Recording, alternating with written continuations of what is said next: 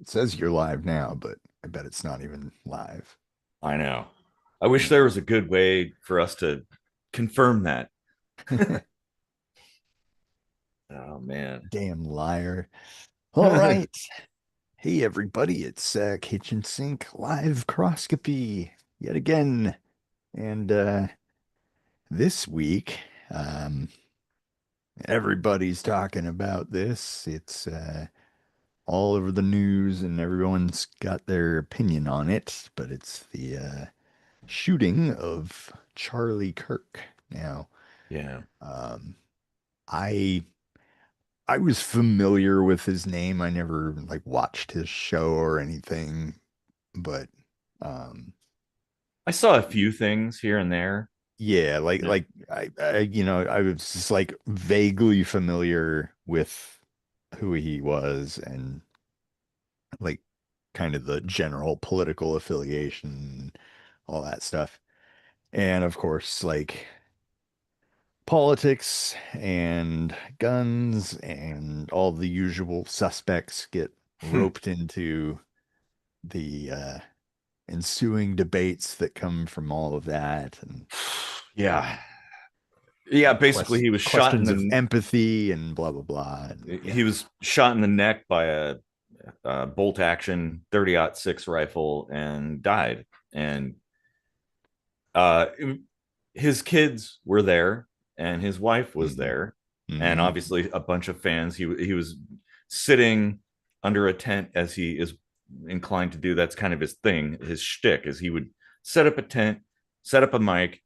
He'd have a mic. He'd invite people to talk, and that was that. Like they'd Yeah. have a discussion. And for me, it kind of hits home a little bit because in a way, that's sort of what we do. Right. It's not that dissimilar from what Yeah, we strive to do and in that regard, like um I do have a measure of empathy for that because of course it is kind of fucked up to just be shot for like having different yeah, views. exactly.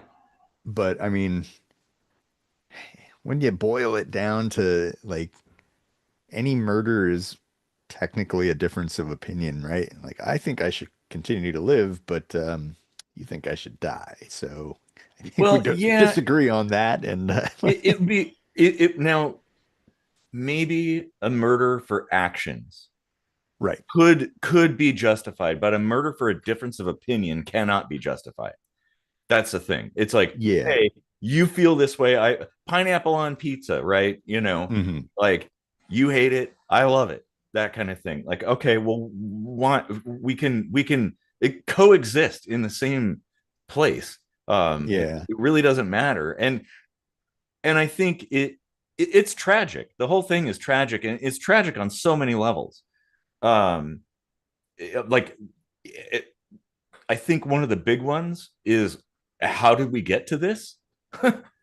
you know, right, Societally, how did it come to this? And my hope is that it's just some rogue person that was pissed off and took out their anger on Charlie, and that's going to be the end of it. But there's people now. It's like a line in the sand is what I'm seeing because I know people on the left, people on the right. I listen to what they say, and there's people on the left, not all people, who are saying who's next. Let's pick off somebody else. And then there are people on the right that are like, start stocking up on ammo and stuff. It's like, uh, I don't want to see that. I mean, okay, so one thing worth pointing out here is okay, Charlie Kirk was an avid gun rights advocate and all that stuff, Mhm. but uh, whether he was carrying a gun or not at that time would have done him no good No, anyway. no, You no, know, and like even in the crowd, because like who you the, the stock up the on all the shooter. ammo you want, but No, like if no, you. somebody gets the drop on you, like it Yeah, doesn't matter. Like that's the that's the like ultimate thing with guns that doesn't really exist in most other forms of defense or offense. And I would argue like guns were made to be more of an offense than a defense. But like I mean, sort of, yeah, neither here nor there. yeah, It all comes down to like how it gets used in that moment. yeah. And in that moment, it was purely an offense thing. And Well, okay, I like sure having a gun. If a bunch of people had guns, let's say everybody in the crowd had a handgun or something like that, that wouldn't have stopped. wouldn't have changed a thing. No, it No. wouldn't have changed a thing. Now, what would change though is if that shooter kept shooting Hmm. and started firing at the crowd and all that. Like, okay, well, at least then there'd be a fighting chance against this rifle. But the guy just buggered off real quick. Um, Yeah. Well, so so it's like in he that you was can't really. sniping. Yeah. Yes, yes, So exactly. you got to think like when bullets are coming out of who knows where, even if you have a gun, your first instinct had better be cover, get to Mhm. cover. Like those bullets could keep ripping before you have any idea where to start shooting, and then you're not carrying a sniper rifle and No, trying to shoot at a guy who's at a sniper distance, exactly. like Yeah, well, he was like up on a rooftop and stuff like that. yeah. So These aren't magical weapons that like give you some superpowers? yeah, like No, no, some of course not. magical instant defense. Like No, you no, no. actually have to be able to be on fairly even ground. Well, Um, and you do need to know what you're doing. Like it's yeah, a fire extinguisher essentially, or a spare tire. Most people can't change a spare tire if they have a flat. A lot of people don't know what to do with a fire extinguisher. I mean, there's instructions, but like, well, when there's a fire, you're not going to sit there and like, well, let me read what do yeah. you do here? Like, you You can't. need to, You have to even know when not to use it because it yes, might be the wrong kind of it fire. could exactly, yeah, Most people and don't even know that. So, yeah, and that I advocate for training. I think everybody, any firearm owner, should have training. Like mhm. you should elect to do that. If you haven't already, it's kind of a big deal. But again, like yeah, in that situation, there's really nothing anybody could have done. Yeah, He fired one shot and he ran away. yeah, Like, well, and all the security in the world probably couldn't have prevented that. And it's not like he's the president where they have like the Secret Service and they got all kinds of, you know, experts yeah. and shit like that. He has security, They're but calling not. it now. I don't know. Educate me on this, but they're calling it an assassination, and I feel like isn't that just for actual political figures, Um, no, not necessarily. Well, it has to do with like the or is cartridges it just had like a planned thing, it was a or it what? was a Like, planned thing. The cartridges had writing on them that kind of suggested political motivation. Also, the shooter had posted some stuff that it's like the person had a grudge against him, and it was political. oh, the manifesto, right? Yeah, yeah. So I it haven't was an even heard there was a assassination. manifesto, but I just knew there would be one because there always happens to be a manifesto. Yeah, yeah. And then good luck getting your hands on it, by the way. Um, they're going to I keep it secret. I tell you what, like the next album title I think I'm going for on our remasters is going to be "This is not a manifesto," because they turn everything and anything into a manifesto. Oh Like, well, well, we got to find something. Here's a Facebook post that's his manifesto. You know. well, and social media and media in general will always Mm. try to spin things and Mhm. make it out to be something that it's not. And it's like at the end of the day, it's probably just a guy that kind of went off the rails and just didn't like him for some reason and was like, "Oh, I'm going to do this."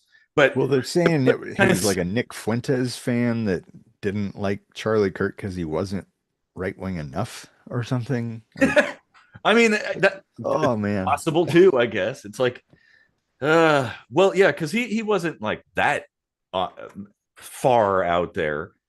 Pretty moderate sort of I person. keep hearing that, but like now some of the quotes, I'll admit, were definitely like taken out of context, but there were others that it's like kind of hard to see a, a moderate spin on things like the whole, you know, mass shootings might be an okay justification to have the Second Amendment, like a trade-off or whatever he Mhm. was trying to allude to. And it's like, well, ouch, like that's a little harsh. Well, context is important, and But so what's the context there? Like, well, you'd have to go research that, I guess. right, like Hi, Victoria. Um, I also, mean, I've seen other quotes of his get taken out of context, like I don't like the word empathy, and then they just cut it there.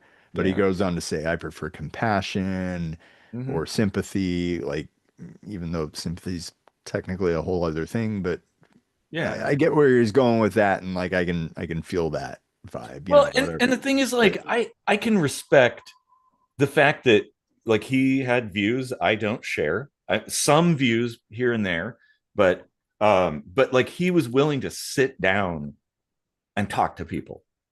That's not that common. Most people will push their yeah, stuff on other people. They won't invite anybody, literally anybody, to come and like grab the mic and talk. And he always struggled with interrupting people. But I do another thing I do respect is that he was practicing the concept of like when the other person's talking, he would take his mic and he would set it on the table, hmm, and so that way they had the floor, and and that's that's commendable. Like yes, showing growth and an open mind, like it that makes it extra tragic. It's like who knows what changes he would have made over the next few years, I know, like within himself and yeah, to people who followed him and stuff. It's like, yeah, that's totally tragic because it's like uh, there's a person I was watching because I geez, I a flurry of YouTube videos, obviously, um, and there's a channel that I follow, and they basically said, "Well, what's the off ramp now?" And the other guy, so it's like a panel of some people, and the other guy was like, Charlie Kirk was that off ramp, and it's like, fuck, because I can definitely, and this is I want to emphasize this is not a time for like letting your emotions take control of you. All sides, like we got to calm down and yeah, relax, and like honestly, I'd say, as stupid as it sounds, what would Charlie Kirk do? He'd sit down and talk to people. Like, okay, well, we got differences. Let's talk. Like, what's wrong with that?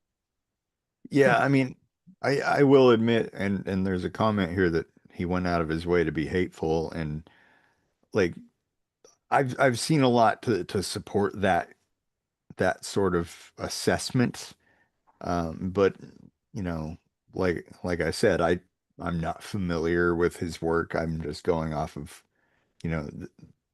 the bits and pieces that I've seen. But, you know, given that, like, it's also worth noting, like, you have to be very careful in assessing people's reactions to this and delineating between celebrating his death and just being a little bit indifferent because you didn't necessarily like what kind of message he was putting out. Yeah, Like I fall that's into that latter camp. It's like, you know what? Like he was kind of putting out this message like he didn't care so much about the types of things that ended up being ironically his own demise. Like the things he said about um George Floyd, he was like, it's sickening that people go on the internet and use their platform to say this and that and his family had to watch that. Like that's the stuff that's now happening to Charlie Kirk, yeah. um so Well, it's and I think all people, this stuff comes kind of full circle, and you can't really like draw these hard and fast deep black lines between this white and that white, you know? Exactly. Well, and it's like it's a matter of interpretation whether there was actual hate or just a difference of opinion about things. Um, and I will say, like, I'd feel kind of bad if there was, say, like a KKK guy who would do that. Like, like, okay, they literally don't like certain people, Mhm. but they're like setting up a tent and talking to people about their differences and trying to make an argument or whatever and listening and it's like, okay, well, see, I can, like, even if somebody, even somebody who's as awful as a KKK person, who I'd argue would be like way worse, um, Yeah. uh, is willing to sit down and talk, like, lets black people come in and pick up a mic and they set the mic down and listen to them talk. And it's like, I can respect that. And for them to be taken out is tragic because it's like, well, okay, there's momentum towards potential healing. Yep. And I will say, in this country, probably across the world too, we need healing more than ever. Well, And I mean, you bring up the KKK and this whole situation, you got to bring up Daryl Davis. Daryl Davis, yep. Yeah. Like I actually really want to know what his take on this is because I mean, Charlie Kirk was actually a guy that would say some questionable things about black people, Mm-hmm. and in that regard, like I feel like he probably would have been on Daryl's radar somewhat. So He and Daryl Davis would definitely sit down, have a beer, play some music together. Like, yeah, Daryl Davis would be the person, and yeah, like, Daryl Davis is another, like he's kind of like the black Charlie Kirk in a sense, like going into the lion's den and engaging with people who disagree with him, mhm. to try to change hearts and minds, um, for better or worse, um, and Yeah, and if that was his platform, I really think that like however moderate he was, I think he probably would have become more moderate yes. with time. Well, and Um, you and I have experienced that on the show. It's like yeah, we're different people than we were when we began because of our right. conversations. Like a specific instance I can think of with this show is we interviewed that avid bicyclist, Yeah. and I've historically had quite a disdain for bicycle riders. Yeah, so much And so that you made a video game where you drive over them. yeah, And by the way, I feel the same way. So I remember I made like an enhanced yeah, version. yeah, yeah. Mhm. Nobody shoot us for that, please. Yeah, Uh, yeah. I but but respect that. after that, like I came to like see a lot more points from the point of view of the bicyclist. Mhm. Now I'm still not particularly happy with them, but I'm far more reserved in my It- it- disdain. Same here. Yeah, Yeah, I'm like, I start to get all riled up because there's somebody in like speedos and stuff, like in the yeah. middle of the road, and they're looking behind them and going But all slow. I'll tell you this, anytime I drive through Belgium, like all that hate floods back into me. Like Yeah. Well, but it's the Belgium invented all this stuff like yeah, roundabouts and everything, and so like yeah. But it's a like whole other world there. but the thing is, like, initially I would just be angry at that person, before we had that episode. Mhm. And now it's like I check myself and I'm like, okay, calm down, Eric. It's okay. It's gonna be Yeah. fine. We also had remember we had Cassie, the trans person, as a Hmm. guest. And you and I, prior to that, really didn't understand that. Like, but it's like, oh, now I kind of get it, Yeah. and I have a And little bit of that was a touch and go area because um people easily mistake misunderstanding transgender ideology with hating it. And that was never the case, just to make that clear. Like yes, neither you or I were like, oh fuck. trans No, no, people. It no. was more like I can't put myself in those shoes.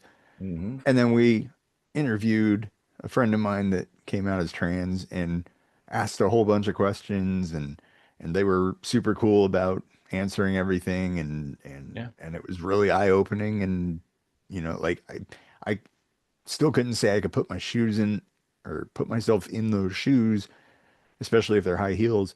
But um, Yeah, yeah. I at Don't least I ever have a little walk in more high understanding. heels. I don't know any woman that can walk in high, dude or woman, whoever that can Yeah, walk in high heels, like mad that's a respect. skill. I salute you. Yeah, because like I can't fucking do that. Um, so especially like going to work and whatnot. But yeah, no, it's like it, I agree. Like I still don't fully comprehend all that, but now I have a little bit more of an understanding. It, it's less foreign hmm now. And Well, that there's a comment here about the cyclists. Is your hate for the cyclist or the bad design of the roads? I'm glad you asked. uh well, okay. Uh, well, I'll let you Oh take yeah, it. well, I mean, the roads could be part of the problem. I mean, we have bike lanes Mhm. now.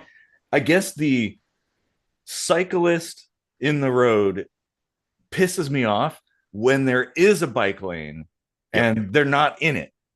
exactly. Yeah, Like they're slowing everything down because that they're, still angers me quite a bit. or they blow Like through a red if light. you saw a car on the sidewalk, wouldn't you be pissed? Yeah, yeah, for sure. What's that guy doing? What the fuck? That time that'd be interesting, and be like, "Well, hey, the bicyclist taught me how to do this." Yeah. Um, but or blowing through stoplights, stop signs, stuff like that, hmm kind of hmm ignoring the rules, but then at the same time saying like share the road, and Right. it's like, okay, look, you you gotta like we gotta have like cohesion in our philosophy. Like Yeah. you can't tell car drivers to respect cyclists when cyclists don't respect car drivers. We're all on the same road. You can't So, say share the road when you mean give me your road. yep, Like exactly. Yeah. all your road is mine now. All your road. Yeah. Yeah. Oh, man. Mm, But to go back to Charlie, like I I definitely I fall into this indifferent category. I didn't bust open a bottle of Dom Perignon or something. Like I'm not celebrating his death. Like I'm in that realm of YouTube content creation mm. with controversial opinions. I guarantee you there's 50 things I've said on this show where you could cut it in such a way that it makes me sound like a total asshole. Yes. And Same. there's things where you could take the whole episode and I sound like a whole asshole. Yeah, yeah. Like Well, and if we had that large public forum, we might be potentially at risk of something like that. Mhm. And that's why I advocate for peace. Like we Yeah. should I mean, not. that's not the only reason I care about that. Of course, like Yeah, my own personal safety or something. I mean, we have literally one person watching right now, or yeah, two, sorry, two too. people watching right now. Yeah. Um, so it's not like we're super popular or No, but if anything. we were in that in his space, like Mhm. he had a tent and there were thousands of people there, um, and we were talking about some of the things that we talk about, um, Yeah. we But might. I do want to say that with that kind of audience, what we do, what Charlie did, has power. Um, Mhm. oh, we have a new commenter here, Nick. Hello, Nick. Um, Oh, the second person watching. Yeah. yeah, but what we do has power. Like Yes. it shouldn't be overlooked that just talking about differences and opinions can uh, spark things in other people. It can drive them to do real world actions based on what we talk about, you know. Yeah, So no, that's true. Yeah. it's not like this is just a YouTube show or something, you know. It's not like this is just discussion. It's not like it's not like there's zero culpability in the things that we as content creators put out into the world, Hmm.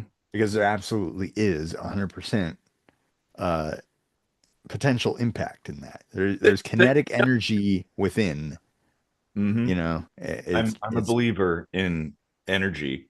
yeah. Um, well, I think inviting discussion is really important. Like we and that's kind of one thing that I feel real bad about Charlie being gone is that was one of the things that he did. It like he had his views and he invited people to talk, which and you know he published those videos and stuff. So it's like, you know, everybody gets a chance to throw in their 2 cents into there and talk about things and ponder things. And because it's like everybody thinks that their way is the right way, which we all know that none of our ways are the right way.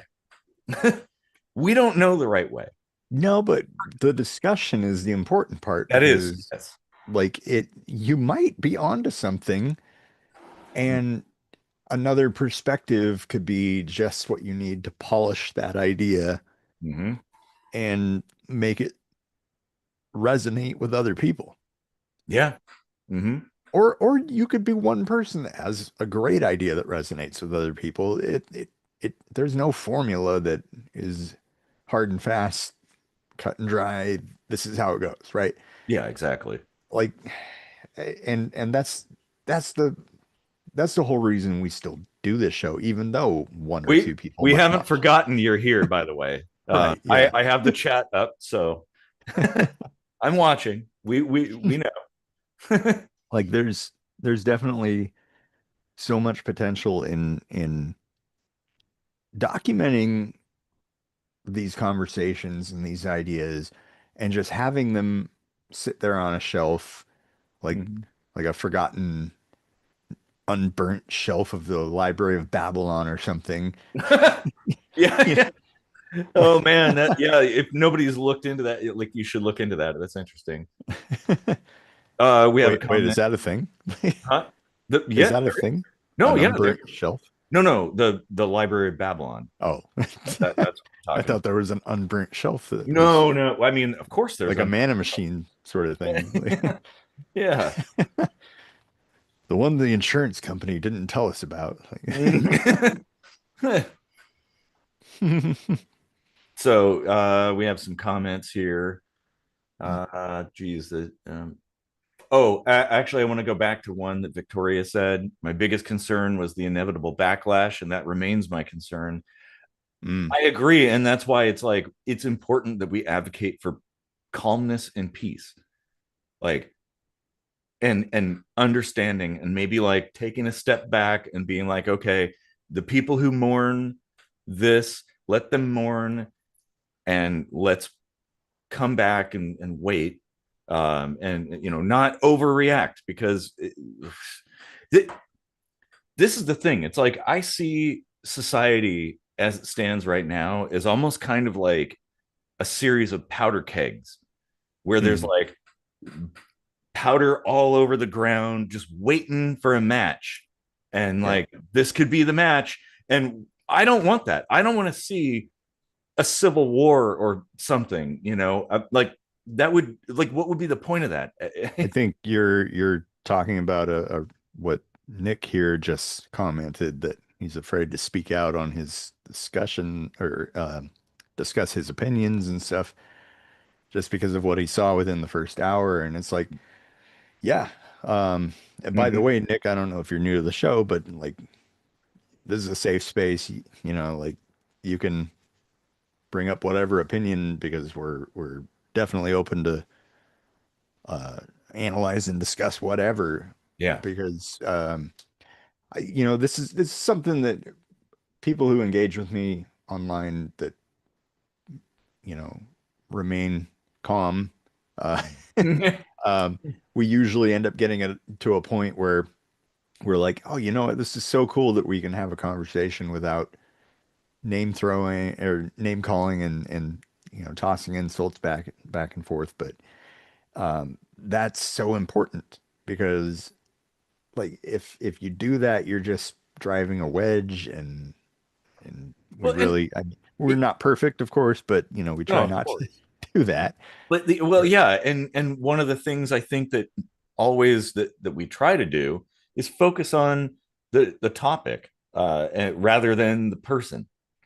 That like, okay, well, Mm. hey, if we disagree, let's hash it out, um, and figure it out. And people who've watched this show for a while know that like, we'll we might get a little heated from time to time, but it's like at the end of the day, we come back and we come to some kind of consensus where it's like, oh yeah, yep, okay. Usually after a few beers, um, you know, Well, what this really inspired me to do is really dig deep and think, what the hell is the answer mm-hmm. to gun violence?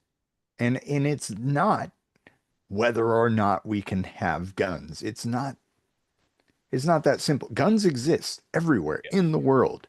Whether they're Sure. allowed or not, they Yes. exist in Mm-hmm. some amount, and Yeah. that amount varies. And when you look at statistics, it could be tied to any number of things. Mm-hmm. I've been looking over statistics worldwide wherever they're available. Mm-hmm. A good number of countries don't even make statistics available, Nope. and that may or may not be the direction the US is heading Mm-hmm. to. But for now, there are statistics available from the US. And, I see,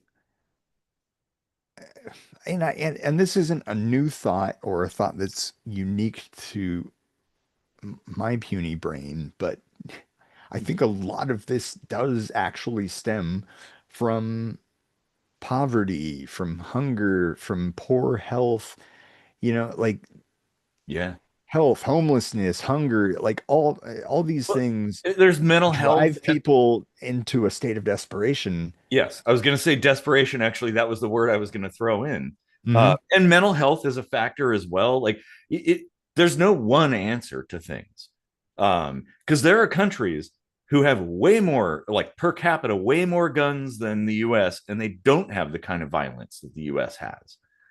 So, like, okay, well, that's worthy of an analysis. And like this person who killed Charlie Kirk had basically been signaling for a long time, like basically a voice in the darkness with nobody there. And like there are people, and I want to add in like suicide as well. um that like there are people who are basically crying out for help and there is Hmm. no help. And like that's one of the things, like if we're going to have tax revenue going to things, I think that's one thing that's worthy of it going to, Huh. is mental health, that you can just go get help, Yeah. uh and no stigma attached. Well, um okay. There's another great timing with what you're saying with the comment here in the live chat. This new friend of ours, Nick, he lives in the UK. There's a lot better control when it comes to guns. What do I think America should do if not limit guns and gun control? That's a great question. A little back, like a super quick background on me. I'm an American citizen, but I actually live in Germany, where there's even more gun control, I think, or at least on par with the UK, probably. I think you have actually a little bit more options there, but Maybe, yeah, it's I don't still know. pretty restricted Yeah, compared to the U.S., let's say. it's fairly restricted. And our gun deaths are like per capita zero point zero 0.06 versus 40 or something in the US. And like I definitely think that the US would benefit from um even with fucking driver's license, I would say do this kind of thing, but like constantly check up on these people. When they come get a license, don't let that be the end all be all. Like yearly, see if they know how to clean a gun, shoot a gun, gun safety stuff, like mental health, background checks. Keep up on that stuff because you can't just check it once. I mean, Mhm. this isn't even good enough for jobs at a bank, right? Like they check up on that stuff from time to Oh time. They yeah, want to, actually, you're talking statistics. One statistical value that has shown to be effectual is background checks in the US. Um, hmm, that actually does work, and even a lot of pro-gun people are like, yeah, that's probably a good idea. Um, yeah, and I agree. Like even as an anarchist, like I think like, well, yeah, I mean, I agree with you. Checking up on people, mental health is a thing, and it's stigmatized in the U.S. I don't know about other countries, but it's seen as like a sign of weakness if you go get help, and so people just swirl around within whatever world they're in, and it gets worse and worse and worse until they snap. mm, And so I don't think it's guns. I don't think guns are at all the issue. It's that because like I have guns and I haven't gone and shot people, like I have more guns than probably the average person does. well, I think technically I can't own a gun. Mm-hmm. Um, I haven't actually tried, but I almost tried, but then I thought like, oh, you know what? Like I did check myself into a mental hospital once for suicidal ideation. Yeah. So I technically, I think I'm off the list. you might, Um, and I don't like that. It's the same thing with like felons and stuff, like felons voting or having guns. Like I think they should be able to do all those things, given a certain set of conditions. But I mean, I kind of agree with that though, like because you know why I wanted to go buy a gun at that moment? Just mm, take a wild guess. Like, mm, um, like that is a thing, yeah. like, and um, Well, that we have I some, think that's a good idea to have something like that in place. Like, yeah, and we have some comments here. mm, Uh, from Nick. I work at a bank and they do yearly checks on all that. Yeah. yeah, Mm-hmm. yeah, Um, the a stark statistic, domestic violence. Actually, that's something too that mm, I, boy, there's a whole that's a whole rabbit hole that we could go down. But one problem too is like an ex or something who's trying to get away from a violent partner, and there's a waiting period. So they're trying to get a gun to potentially defend themselves against somebody who's stalking them and threatening and harassing them, but like they can't. yeah, And that is an issue. Um, that has to be addressed because yeah, uh, you want to talk about numbers. I mean, there are countless examples of usually women, but not always, being killed by an ex because they didn't have a means of self-defense. Um, so yeah, yeah.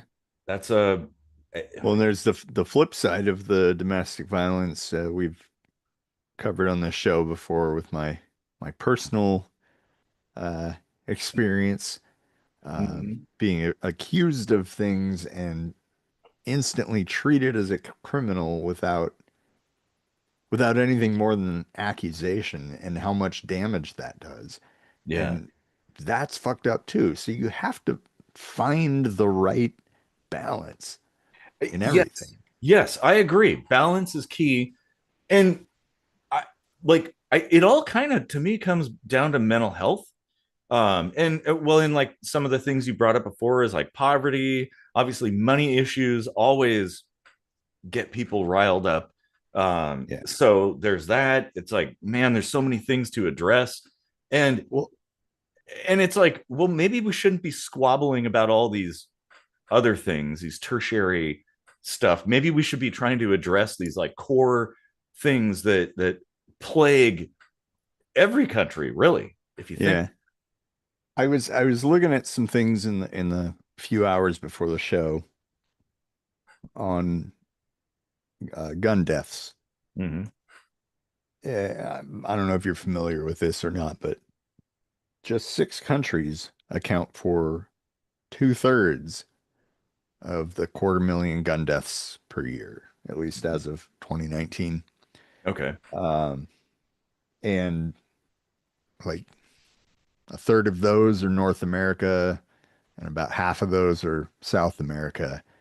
And I started looking into like what else is playing into that. And of course, mafia style stuff Yep. probably accounts for everything going on in South America.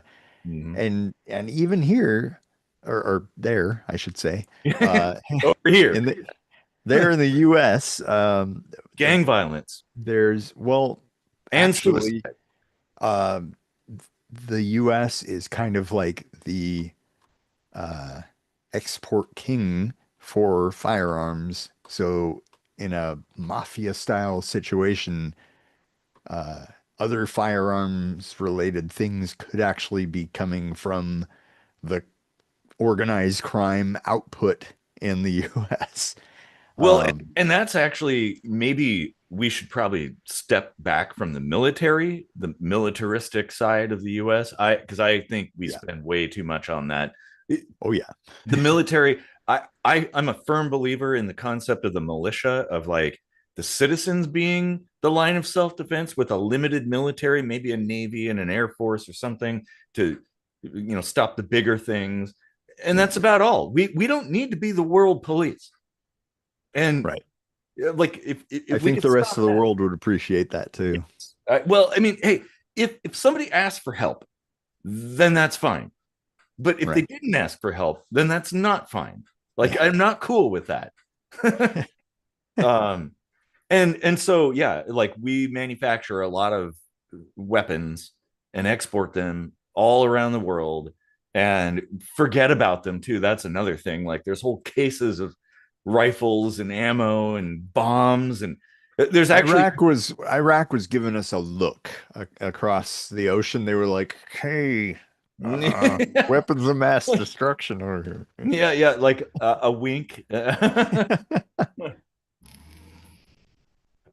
We have I some mean, that's a better explanation than what we got. comments.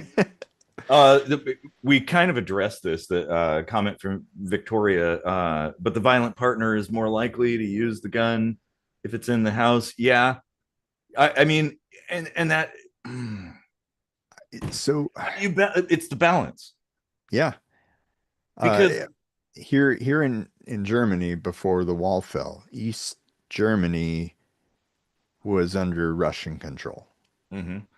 so communist at the time. You were totally allowed to have a gun, but you had to go check it out from the government when you wanted to go hunting and stuff. Mhm. But like there might be something to that, like if everybody has to go check out their gun when they want to do something and then something shady happens, you've just really narrowed down your pool of where guns were everywhere in the freaking country at that time, Yeah. so Well, I like mean, but the thing is, it depends on your view on the purpose. Because for me, also, the primary purpose actually is self-defense and defense of others. And you right, but if you know they probably don't have a gun anyway, your self-defense is on par with their but self-defense. but Whatever that's the lead pipe problem. or baseball bat you can swing at them, Well, yeah, but it and there does you go. Like equalize that's all you need. Like when you level the playing field down to where like it's just whatever you can fucking I, grab. I like how this conversation is like morphed into something completely different. It's good though. It's And, all connected then. yeah, well, that's what we do. That's kind of our MO, isn't Hmm. it? um, it, it's the great equalizer, though. Like everybody is essentially equal when they're holding a gun. Like you don't have to No. look at, huh? If the other person's not holding a gun, that is not No, equal. no, no. If you're both holding a gun or whatever, like an old lady going up against like uh, I don't know, people that busted into the house and they're threatened to rape her or something like that. It's like she doesn't have a means to stop them, but if she has a revolver or whatever and picks Yeah, it up, it's like, but again, let's assume Charlie Kirk was holding a gun in his freaking hand when he got shot by a sniper. mm-hmm. Still wouldn't have been an equalizer. He could have actually had what I have, which is body armor with a plate carrier and a Mitch helmet, like, and that still wouldn't have stopped it. And but it's not really my argument. Like because there are things that happen and there's no way to stop it. Um, and there's also no way to predict what's going to happen. It's like, oh, Hmm. I have a fire extinguisher. I'm not afraid of a fire happening, but I'm like, hey, if it does, I'm glad I got one. A spare tire. It's like I'm not, waking up every morning thinking like, oh my god, if my tire pops, I'm fucked. But like, hey, at least I know that I have that just in case. Because I mean, I carry every day. Like I have my Ruger LCP that I carry, diminutive as it is, but I carry that every day just in case. Because it's like, well, I don't know. People are unpredictable. The universe is unpredictable, and like Hmm. having that tool just in case is a little bit of a comfort. And it isn't necessarily me because it's like, okay, maybe I could defend myself without that, but maybe somebody else couldn't.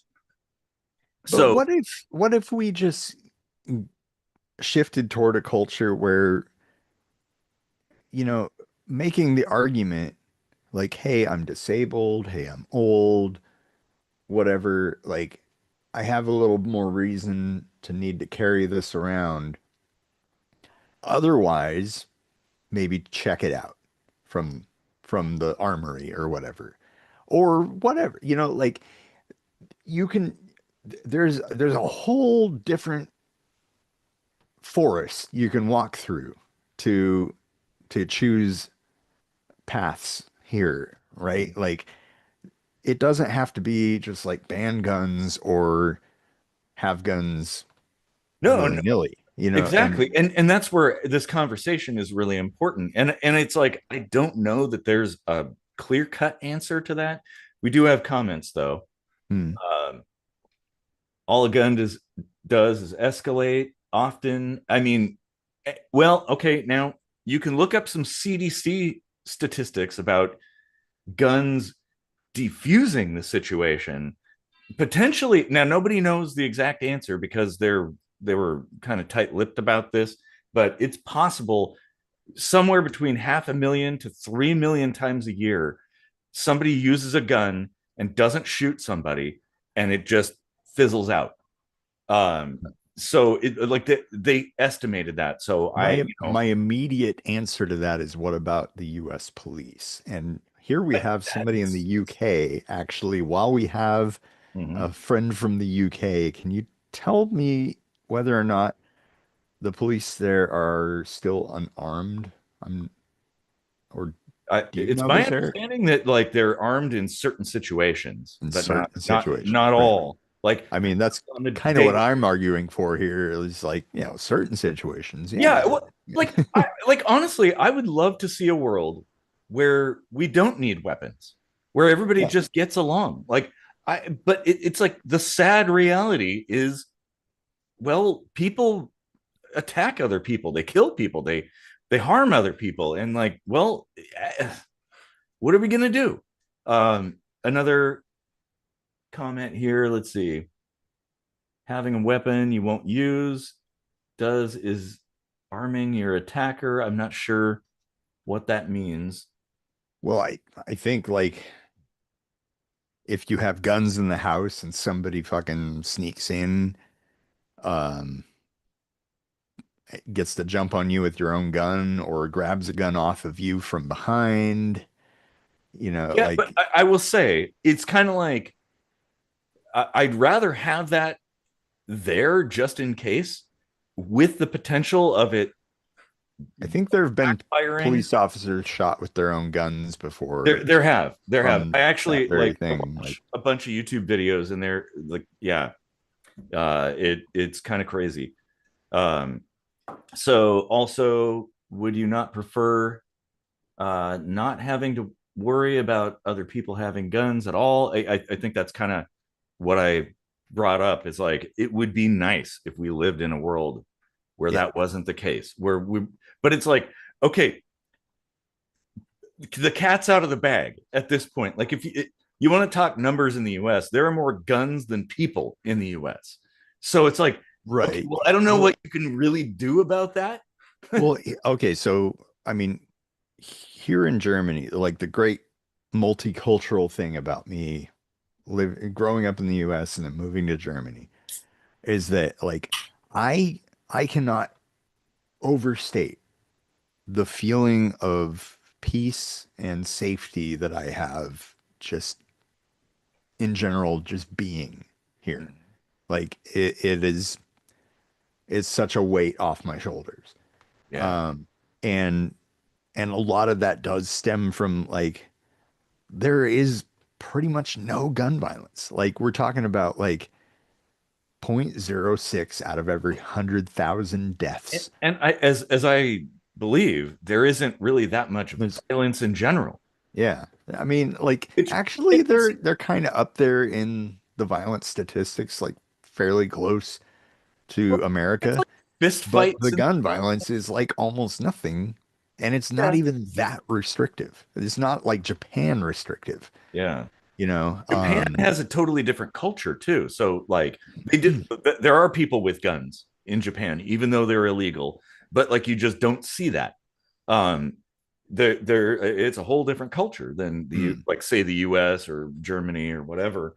Like you don't want to dishonor your family, shall we say, by yeah. being an asshole.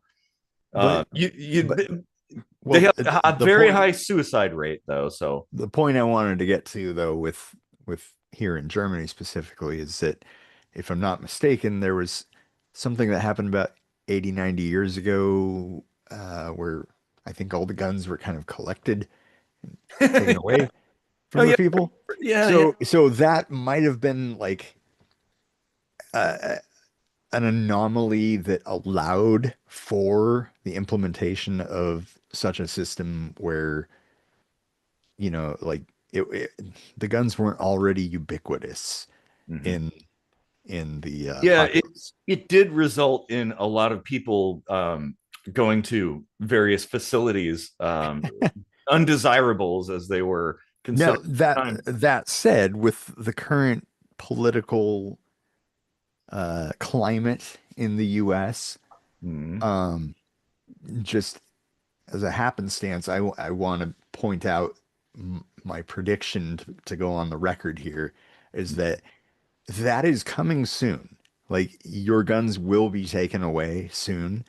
Um, and Well, they can try. that might be a great situation to then be like, you know what, this might be a good time to adopt one of those policies. Mhm. Uh, but yeah, that's a whole argument.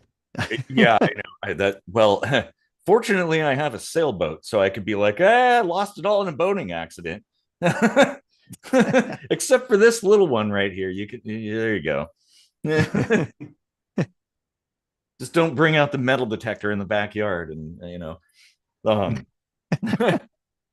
I don't think guns on their own are a problem. Like I will say one thing that we're lacking in the U.S. That we used to have a long time ago. It was like familial, like parents taught their kids things, gun safety, and stuff like that. We need to have that in school. And I've talked about this before. I think on this channel that there should be a class taught by I don't know somebody from the police, somebody from the military.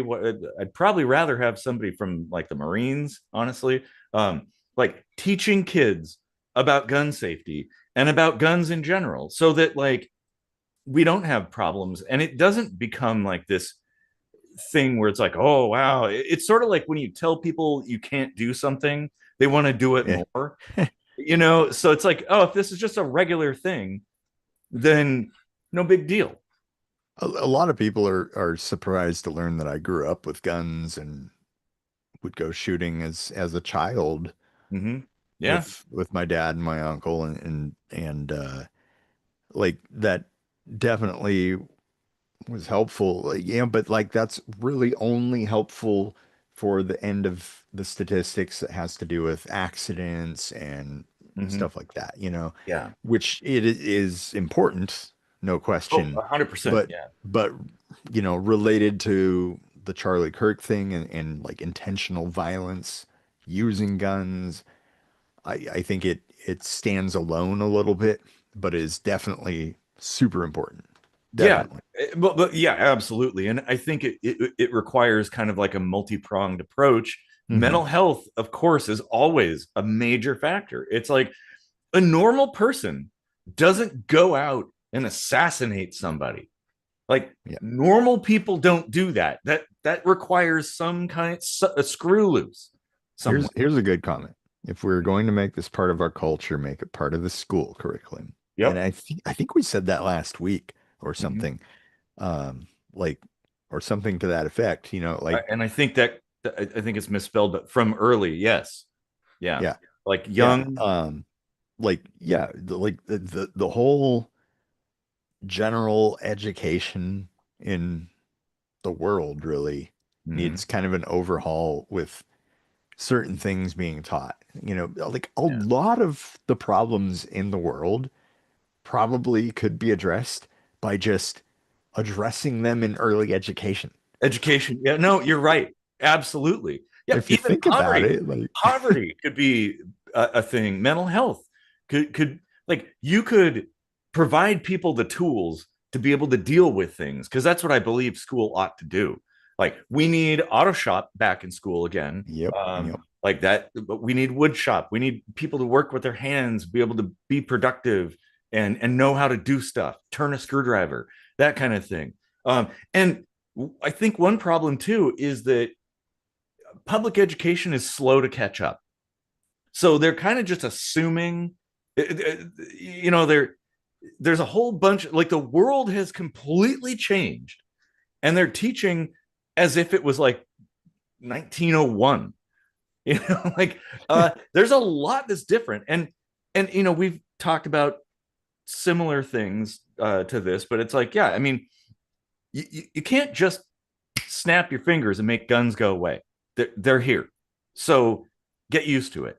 Um, and I'd rather kids, because I think it was, we were talking about having armed teachers. Um, Yeah, yeah. and it's like, I wish it wasn't that way.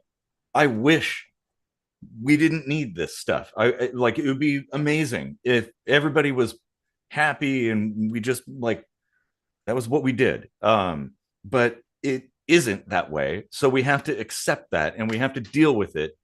And I think education should catch up and provide that. Like we should have armed teachers, secretly armed and trained teachers and staff.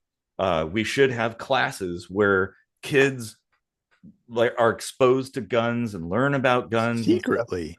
Fuck that. You should just, whether they do it or not, you should say all teachers are armed. Yeah. Like Yeah, exactly. Yep. just say Yeah. that because I guarantee you, like people are going to think twice. They're going to be like, well, they could be lying or it could be true. Yeah. And And like, oh um yeah, you'd be a sitting duck if you were just a dude with a rifle running yeah, I around a mean school. Like, it's an ongoing argument that people tend to think that in areas where everyone just assumes everybody is armed, there tends to be less gun violence. yeah, Um, I have never heard of a mass shooting at a gun show. I'll just say that, like never. that's true. Uh-huh. and those happen all the time.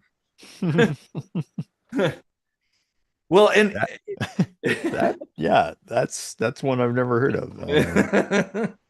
Yeah, concerts, schools, yeah. um, just random everyday like tourist attractions, but Well, never a and gun show.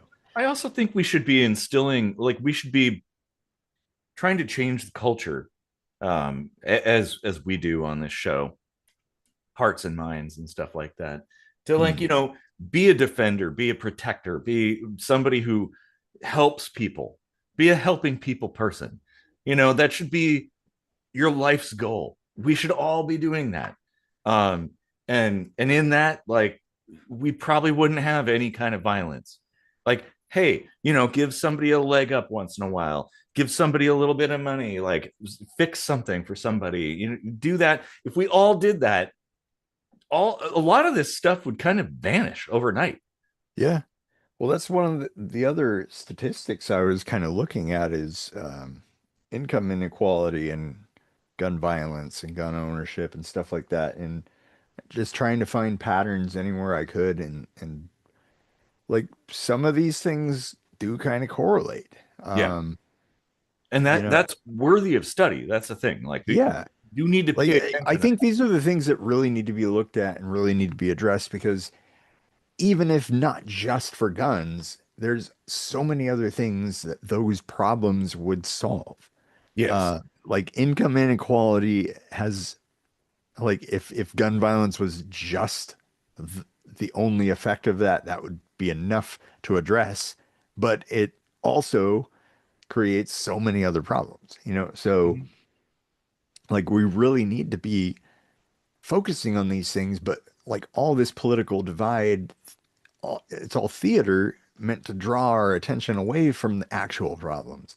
And yeah, and people spin their wheels doing nothing, essentially just aimlessly arguing in circles and stuff like that. Meanwhile, the problem just gets worse.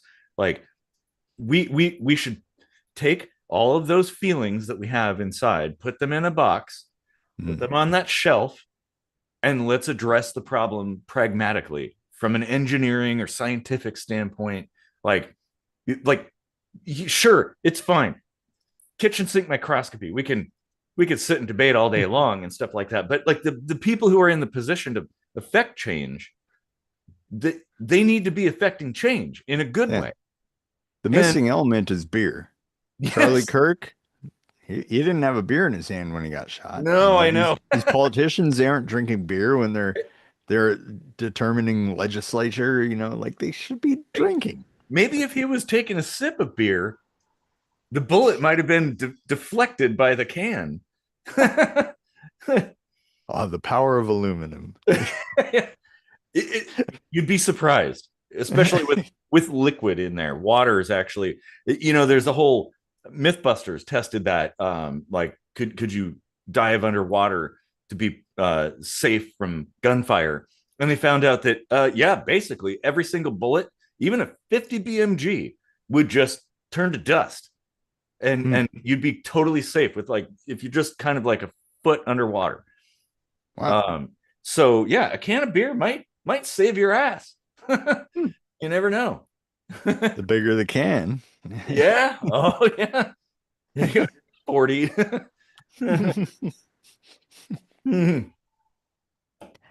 I mean, like for whatever his political views were, it is sad that the conversation world has lost a person who has been open to conversation.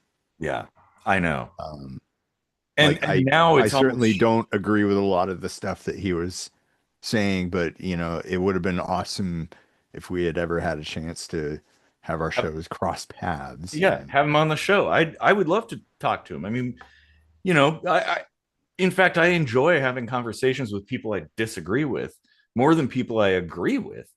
You know, it's like that challenges, because I have to prove why I think the way that I think.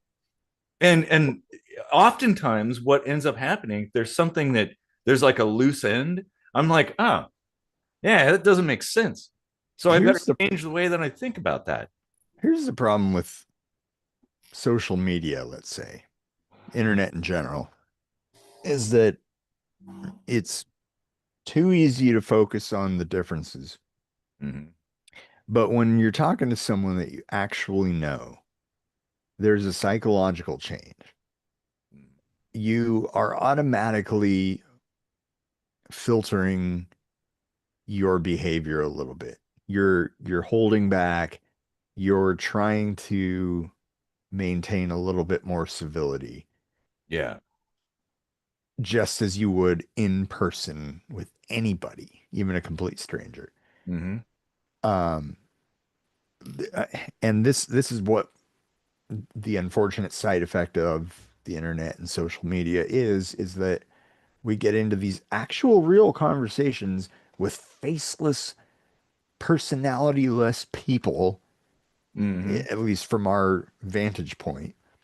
And it's way too easy to just put them in a box and attack them, Well, based on I our prejudices and whatnot, yeah, yeah. Dehumanization is a powerful tool.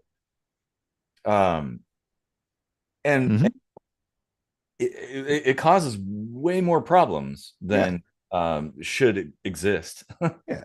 Because when I get into conversations with people on the internet that I know, it Mm. goes way different, way, Yeah. way different than people I don't know.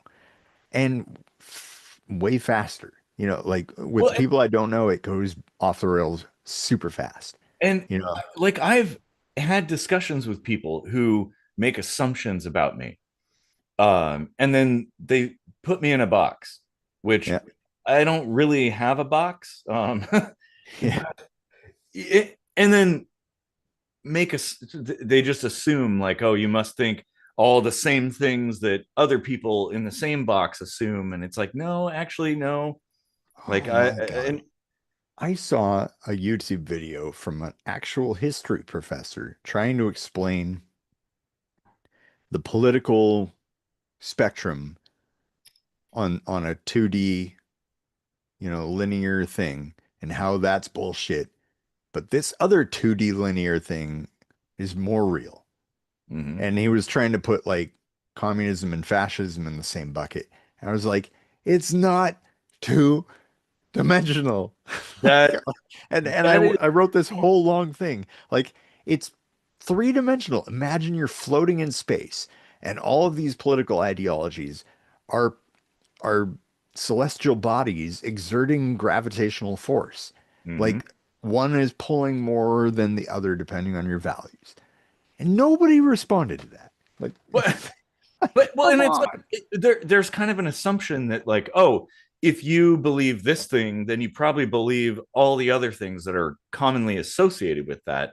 Like I I've taken a lot of those political compass tests. Um, Several of them said I'm a strong Democrat. Others said I was like a very left Republican.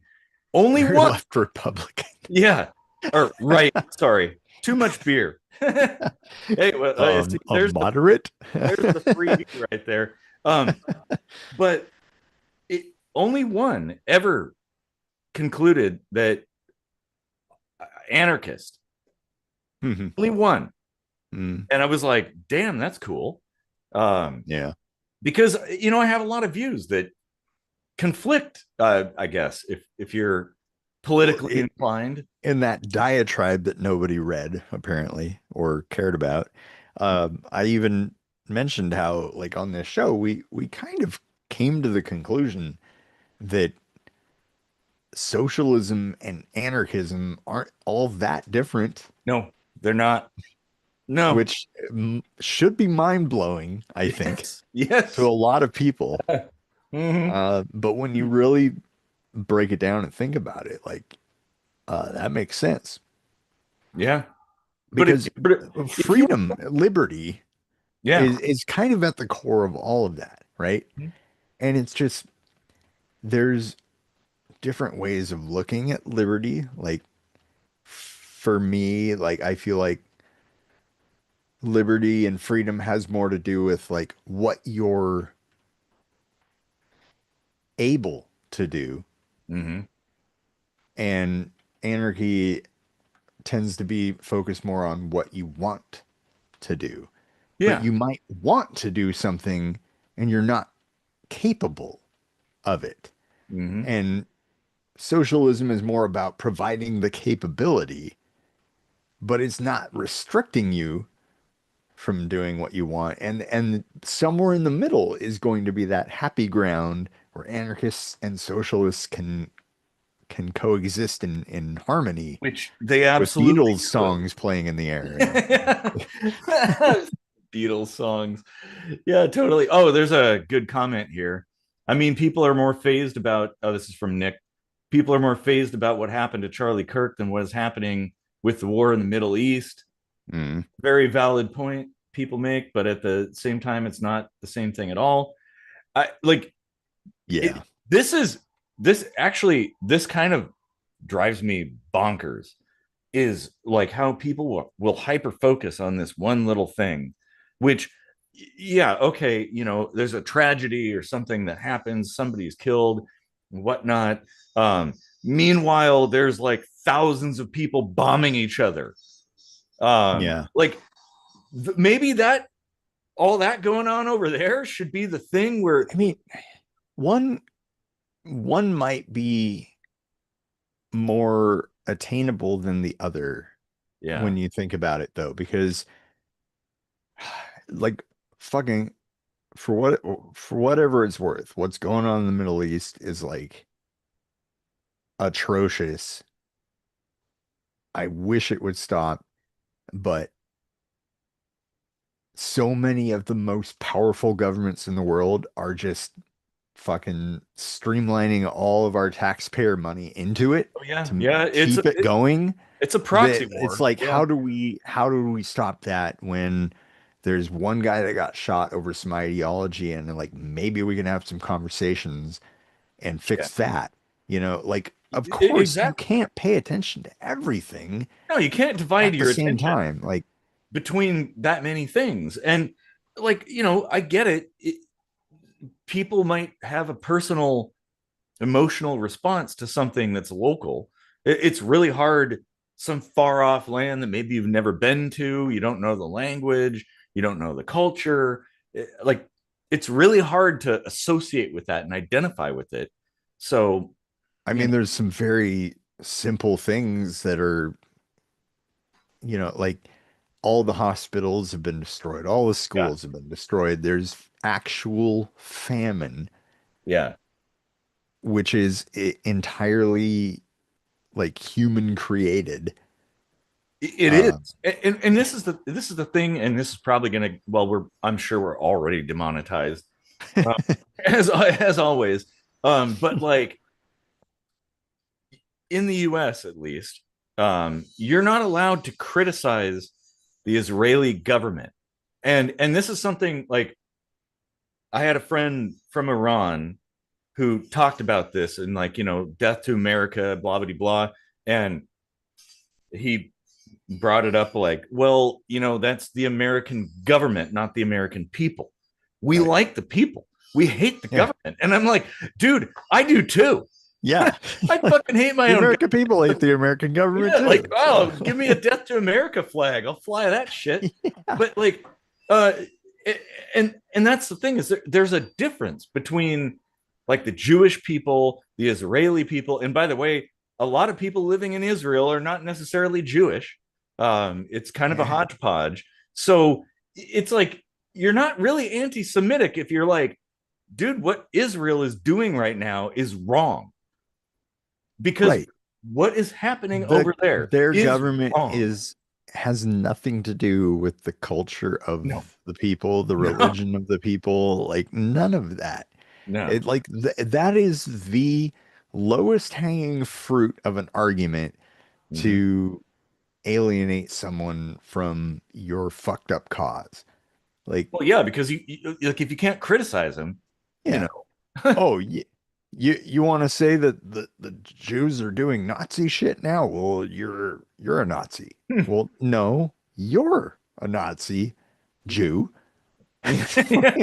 Well, yeah, it's like 10 people or something, and Yeah. military shit happening. Like it's government. It's different than the people. Like Mhm. as anytime I refer to the people of Iran, I always call them Persians because they are Persians. They're not Iranians. They're Persians. The government is Iran. The people are Persians, and there's a difference there. That's over my head. But But like that's the thing. It's like uh, so it's like yeah, if there's like some I atrocity. wish the people of Earth would just kind of come together and be like, you know what? Fuck governments. It's the people of Earth versus what, like 300 people in the government? Yeah, a small Or handful. Like, maybe 5,000, I don't know.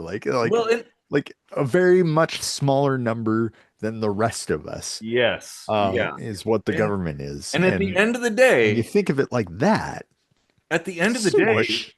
yeah. Oh, absolutely. The people could easily overthrow every government in lickety split fashion. But at the end of the day, we're all humans.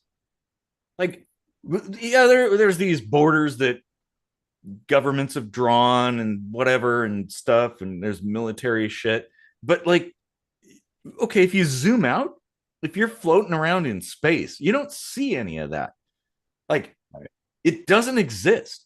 And not only that, inward facing, if aliens were to invade, we wouldn't be like, oh, it's Canada, it's going to build their military up, and like the US, and we're going to have the German military and this military and that, and, Argentina and stuff. Like, no, we'd be like, we got to defend Earth. Yeah. Like, there's fucking aliens coming down, like Yeah. zapping people. Like, none of that stuff would matter. So, Here's a good comment. I hate the argument. They voted for it. Like, as an American, please don't judge me by the actions of my government. Let's not do that to others. yes. Yeah, absolutely. Anytime you hear an argument, it was voted for, take that for what it weighs. Like it weighs as much as the percentage of the vote that Yeah. won the decision. And depending on the decision, sometimes it's a heavier vote than others, but even still, it does not represent 100% No. of And even people. like in the US, the like half the people don't even vote. Yeah, well, Like, and wait a minute, what about those if guys? it's decided by representatives in the US at least, you can damn sure guess that it's definitely not approved by the people at all because the representatives do not speak for the people I at I all. actually have a study that I printed out because it was so damning that showed that the representatives don't even represent. Yeah. Like they side with corporations and special interests and shit like that. Mm. Um, and yet people think that it's a big deal. Like at the end, it's also basically it's a popularity contest. That's all it is. That's what voting Yeah. is. It's like There's a who's comment the here. They're practically all fucking children. And I was just about to say, mm-hmm. regarding the Epstein files, speaking of fucking children, um, you know, Oh, like it's always down the party line shit. in America. Like, and if you wanted to, I mean, I'm kind of joking, but I'm kind of not. If you wanted to assume that based on how they're voting consistently on releasing the Epstein files, one could safely assume that all Republicans are fucking children because they really don't want to bring any justice to that realm. Hey, now don't limit it to just the red team. The blue team also. They're all Yeah, at. well, yeah, I mean, yeah, like Clinton's on the fucking flight logs too. If anyone was doing bad shit, they need to pay for it. I'm Yeah. just saying when it comes to the votes, all the Democrats vote to release it, and all but two Republicans, Ron Paul and one other guy, or not Ron Paul, Rand Paul. Rand Uh, Paul. Rand Paul and one other guy consistently vote to block that shit. And it's like, are you on the list too? I'm just Well, gonna assume you are, because here's here's the thing. It's like a few years ago, the blue team had the ball and they could have done it. They could have made yeah, it happen. Why didn't they? exactly. So it's there's There's a some bunch of them on there too, there's for some sure. shady ass shit going on. And Yeah, like, for sure. yeah, we need that to be released. I want to Yeah, see all the UFO stuff come out too, because there's servers full of files, videos, and all kinds of information about that. Like, I want the truth. just drop all the secrets. Just Yeah. like I don't care what it is. Just Then fucking let it all out. why Like, not the nuclear option? Just like let do it. yeah, Wouldn't it be like this is ridiculous. Like there's no protecting national secrets or some shit. Like fuck that. yeah. Fuck all that. Like, That's old hat. Like, yeah. well, but here's the thing. This is why they don't. It's the same reason why religions like the Catholic Church and whatnot would have a stranglehold on governments and things to control their power Mm. and keep up pretenses. And so, like, if we were to release the whole list and we were to release all the UFO stuff and the Martin Luther King Jr. files, the JFK files, like all the stuff that people want to see, if we were to release that, people would lose their faith in government and they Yeah. would stop participating. And I want that more than anything. Like, we need to kill our faith. Doge had a great opportunity and blew it. I know. They snuck in, collected all this information. They have it and they could release it at any time and they didn't. And they Yep. still haven't and they probably won't. Well, it goes back to what we did an episode about the shadow government, the deep Mm. state essentially. Like, there are powerful forces that are like, well, if you do that, there's going to be consequences, and Yeah. people are like, well, I guess I better obey. Yeah. But it's like, dude, I would love to be the hero that comes in and is like, yeah, I'm just going to fucking release it all, like leak everything, Yep. because we need to expose the system for what it is. We need another George W. Bush to go in there and just be like, oops, I just hit reply all and all the American people got the Epstein files. Just woof. Well, he's coming up in years. He might actually do that. Like, that would be hilarious. Oh man, but yeah, like, it's all a facade. Like, everything that people believe is made up. It's like growing up in a cult where everything that you think, the way you perceive the world, has been fed to you, spoon fed in a way that is not accurate. And so you just think, well, that's the way it is. It's like North Korea, right? They're closed off and they're told from birth to death that that like America is trying to attack them. You got to do this, do that, and like, and so there's whole generations who know nothing but that. Like, imagine if the border just opened one day, how different that would be. Like, they would open their eyes and be like, holy shit, like, wow, everything I was told was a lie. Yeah. And that is how it is. Like, there are so many lies. There's lies on top of lies on top of lies. And and it's like, ugh, I want to see this stuff released. I have a, this kind of on topic. I have a comic like book, what like a book that's a comic, Mm-hmm. um, I should say. And it's written by like a French Canadian guy, Guy Delisle or something.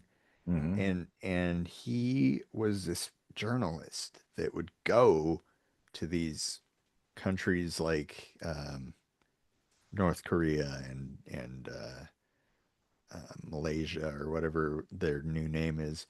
Um, and he would just like write these comics about his experience there and stuff. And like that was super eye-opening stuff. Like Oh yeah. and the amount of bravery it takes to be a journalist and go into these countries and somehow expect that you're gonna get out Yeah, again. no kidding. Um, like Oh, that's some balls right there. Like, it um, is. I but important stuff. Like it's really important that people do those kinds of things and bring that knowledge out to the world, for Mhm. whoever's willing to hear it or read it. Well, and in essence, we're soft slaves. The people who are participating in the system, like essentially slavery, Yeah. but they don't know it. You're deceived into believing that, oh, this is for the greater good or whatnot. But meanwhile, it's like, well, wait a minute, how come all these politicians are like millionaires and billionaires and shit? Where are they getting that money? Meanwhile, I could barely afford to buy a loaf of bread. Yeah. Wait a minute. Oh, and then they spent like trillions of dollars on the Up 35 project and stuff. Like, what? Well, what if the whole like federal minimum wage not changing for the last fucking 20 years almost Mm-hmm. has something to do with like slowly transitioning us into a China style economy where we're just used to being the indentured slaves. Uh, Yeah. Yeah. First you resist and then you get used to it. So yeah. there is that. And then you love it. So Who I knows? would like to see people like, because I know like, uh, talking about my optimism there, but I believe in the good in humankind. Like, we have untapped potential that's being held down by deception, causing us to fight each other and The grab the Decepticons. Decepticons. Well, no, it could be like remember in the 80s they had the little thing you'd put your finger on and it would change color so you didn't know whether it was a Decepticon or Autobot, even though you knew. Like, it was totally obvious, but like, I don't know, it was cool. Um, now I'm off track. Shit. Something about your optimism. Uh, Well, yeah, I'm optimistic because I believe in humankind. I think we have, like I said, we have untapped potential, and we're being held back by these structures, be they religious or governmental, um, these artificial constructs, um, getting us to, like, tricking us essentially into fighting each other.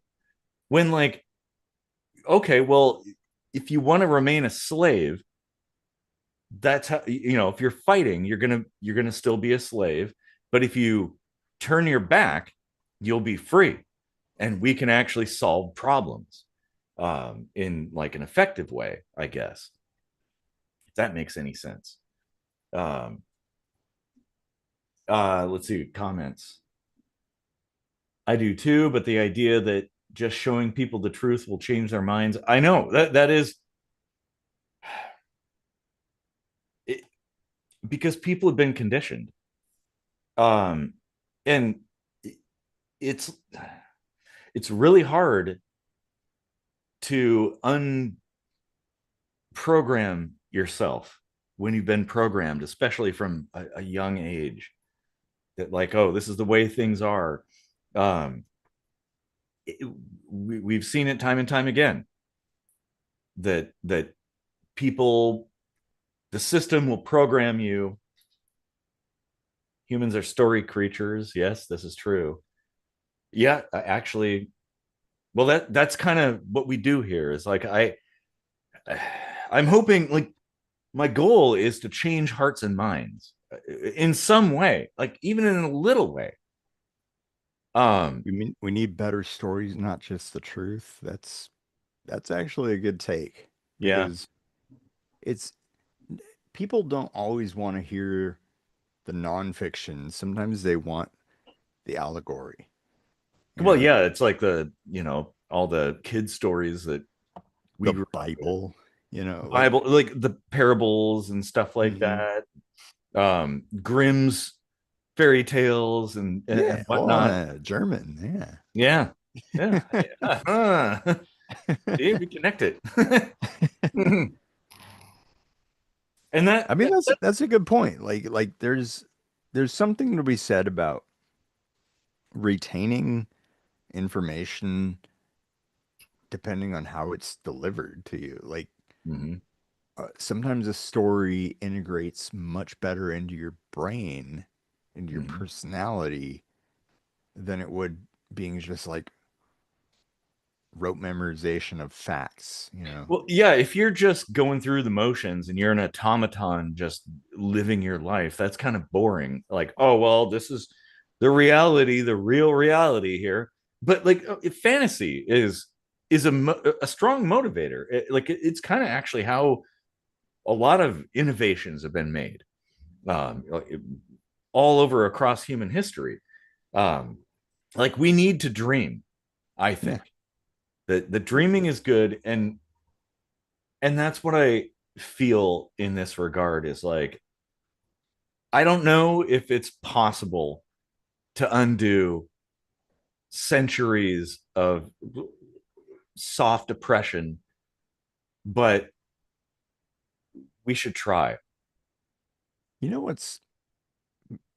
what kind of like thought track that put me on Hmm. is that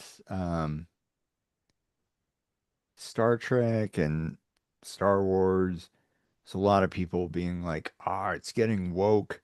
And then other people being like, have you paid attention? Because it's always been woke.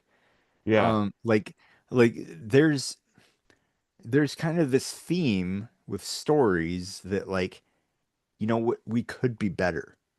Yeah. And I can't think of a story arc that's gained any real popularity compared to Star Trek or Star Wars or Hmm. Lord of the Rings or whatever that Yeah. is the opposite of woke. Well, Can and you? yeah, no, I not really. And it brings me back, speaking of Star Trek, because we had a comment here about our trans friend um talking about things. Hmm. And that, so, I grew up in a very religious, conservative household back in the day. I'm now an anarchist atheist. So, like, about as opposite as you can get.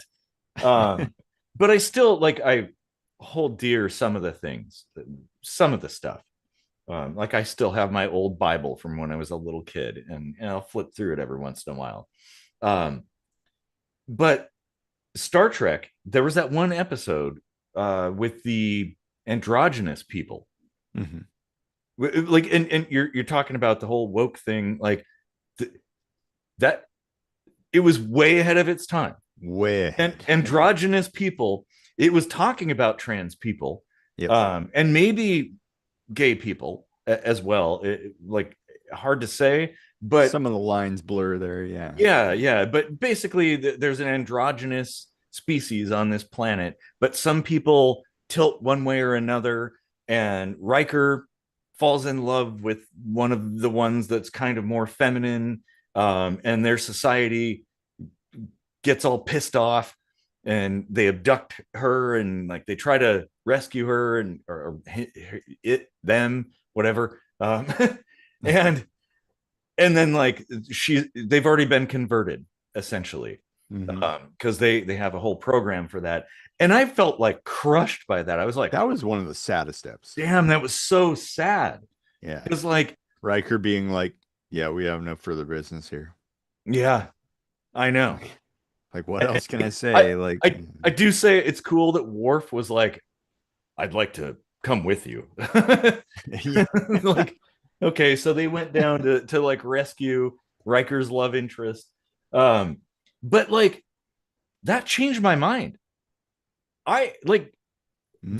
that was like a turning point in my life of because it's like they they did what Star Trek does best is feed you something that's very digestible, and then they twist it in a way that's like, whoa, wait a minute, what? And Mhm. Mhm. then it makes you think about things, and you're like, well, wait a minute, I now have two Or the conflicting. one where Beverly Crusher was in love with that Trill guy, and then his host died, Yeah, and the Trill ended up in a woman's body, and she was like, I don't know if I can be a lesbian, yeah, and that and was tragic too, and yeah, you can feel it. It's like visceral. It's like, damn, yeah. but it makes It's you like think. that's just flesh deep because to the Trill, it made no sense at all. Yeah, You yeah, know, exactly. it's like, hey, I'm the personality, not Hmm. the body. Yeah, exactly. And You as know? long as like science fiction continues that sort of trend of making you think, like asking the hard questions, Mhm. it's a good thing. Like I think it's good. And that should like challenge like it doesn't need to change your sexuality, but it should challenge your thinking to be like, am I attracted to the sex of the person or the personality of the Well, person? You know, like prior to that episode, this is like the 80s and stuff. So I was like all religious and bullshit, and like, oh, gay people, it's all wrong. Like God doesn't like that, and I shouldn't like it too. But after that episode, I'm like, huh, and I gained a lot more empathy towards people. Like it's like, okay, I don't understand, but I don't have to. yeah. It doesn't matter if I agree. They're human beings, and well, and that just circles back kind of the beginning, I guess. um Yeah. mhm. Yeah, if people could just get that into their heads that we're all just human beings and maybe we'd have far less politically motivated murders, Yeah, and especially when the politics aren't even there to help us no, at all.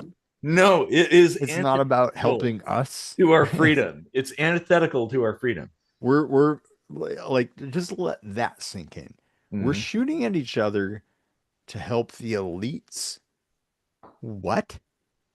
uh Carry on essentially and keep Yeah. control, like, and that maybe is the biggest tragedy of it all, Hmm. is that people are at each other's throats Yeah. over this when we ought to be at the elite's throats. We should be like Yeah. choking out, like, There's no political divide other than like the people that have more money than they know what to do with, and the yeah, rest of us. It's I know. like Well, there that's now what it all boils down to. it Like, does. Well, and we're participating in that. We're allowing it to happen when we shouldn't. And our participation is what allows it to happen. So keep that in mind. ooh, I don't know if you know what's happening in London. Nick, tell us what's happening in London. Is it the flag thing with the, like, all the flags that are? The Eddie Izzard thing? Do you No, have a no, no, no, no. flag? People are putting up flags all over the Oh, place because oh, there's a little bit of a discontent, shall we say, with. oh. Sorry, I mean Probably that's be better if it was the Eddie Izzard thing. yeah, England protesters led by far-right activist Elon Musk was saying to keep fighting. yeah, yeah. Well, Interesting. and that's why we shouldn't be at each other's throats. Like, I remember, so Tommy Tommy Robinson. Robinson. Okay, yeah. You Well, know that that's a guy? whole. That's yeah. That I have to Google that because yeah. I don't know Sorry, about I'm that. choking on spit here. Um, so while you're googling that, I'm just going to tell a story about one of my favorite video games that I lived this game for like half a year.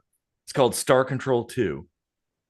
Um, and so there's a part in there. So there's basically it's a space exploration and mining and blah blah blah. You know, space shooter, and you go and make alliances with different species. You explore, you find artifacts and stuff like that. But at some point in time, you find out that a long time ago there was a very peaceful uh, group of a bunch of starfaring species called the sentient milieu, and they were doing okay. Everything was fine. One explorer landed on this planet and encountered the Dinyari, and the Dinyari were a very evil, mind controlling species. It was the Kazurza at the time. That species found the Dinyari. I know this is going to be all complicated. I'm trying to remember. Too All much this beer. all this So stuff about Tommy Robinson is blowing my brain right now. So let me it's finish all this. over the place. Let me finish the story because it's relevant. So the Kazurza were a very advanced species and starfaring species. They found this planet. They encountered the Dinyari. The Dinyari took control of their minds and made them do bad things. Basically, try to exterminate all life, all around.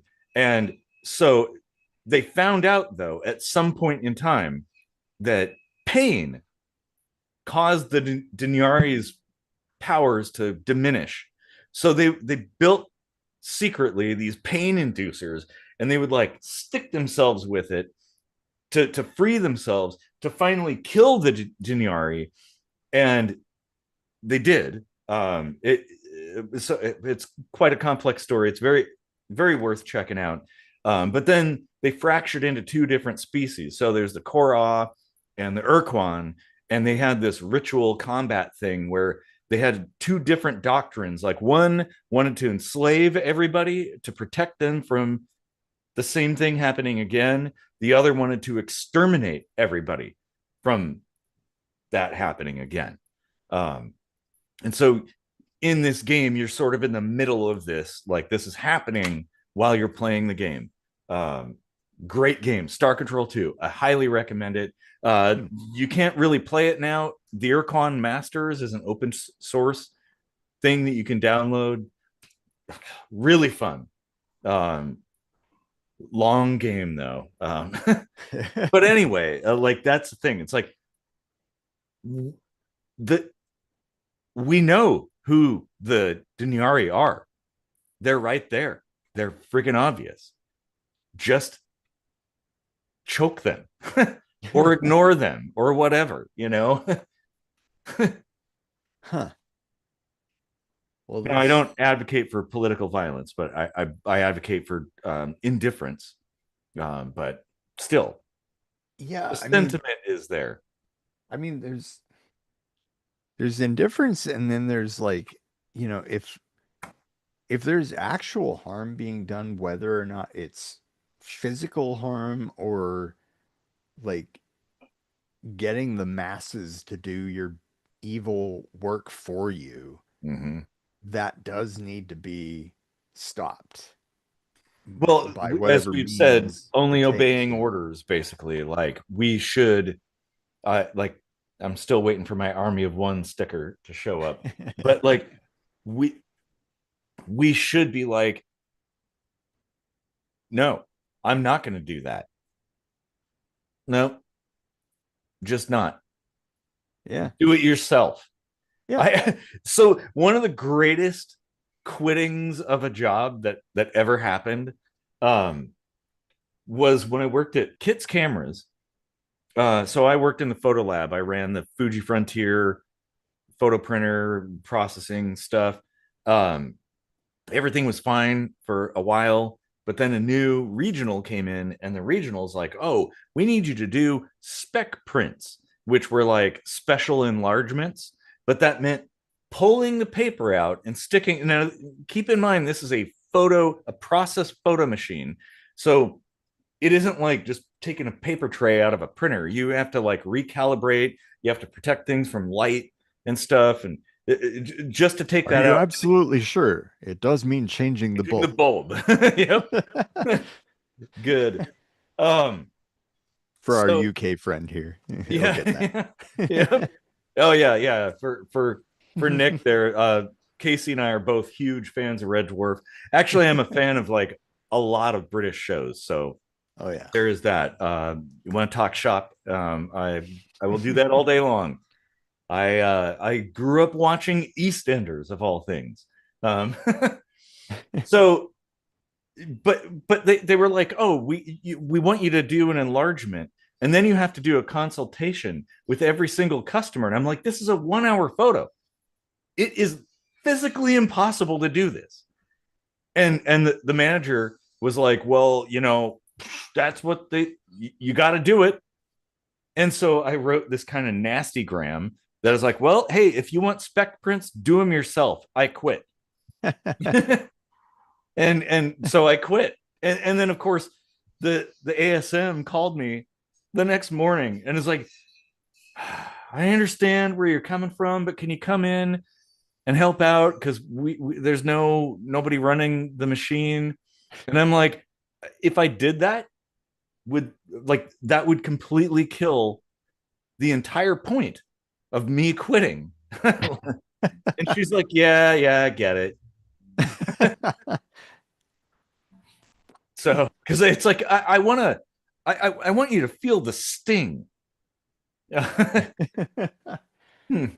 Meanwhile, in the comments, there's talk of too much testosterone and in our female commentator here, Mhm. and I, being a male, uh, have to take testosterone injections every 10 weeks or so, which I'm actually due for, which Mhm. is why I'm a little bit moody right now. Uh, Actually, it is like If it it wasn't definitely for me, we'd all fall apart, man. it it definitely fucks with me. Like Mhm. it's kind of crazy, and of course, like I somehow don't have hair, um, even though I'm on injections. But yeah, like Well, but you that, did have 2 rounds of cancer treatment, so yeah, yeah. that So does kind of screw with it's your not entirely natural yeah. in origin, but yeah, it just does blur the lines with hormone and gender. Like are they really so intertwined, or is there more to the story? Like Yeah, I mean, I think it's complicated, and that's why, like, I don't think we should be judgy. mm, I I guess basically a core tenet of my philosophy is live and let live. yeah, Like if you're minding your own business over there, I don't care who you're sleeping with or whatever, as long as it's voluntary. Um, yeah. I mean, there's definitely a lot of stuff I remember from being like, let's say, a normal guy, mhm, with like the normal amount of endogenous testosterone. mhm. Um, and when I'm talking to certain women, I'll be like, you know what, like most guys are just kind of like this, and they're like, no way, and I'm like, yeah, um, and I can honestly say so because I'm kind of like not a normal guy anymore. Well, Like and I that remember how it was, yeah, and and that's fine. It's like, okay, sure, the majority of people are this way, but if there's like some people who are not that way, like, okay, if there's some kind of like medical issue or something, that's fine. But if it's a societal or just a philosophical difference, like, I don't care. yeah, It doesn't really matter. Geez, I remember. So story time again. Um, you remember Yasser when we yeah, lived over there in 46th? Yasser and Hyder. I always said that Hyder, like, he was. So they hailed from the Middle East. I think they were Kurds, right?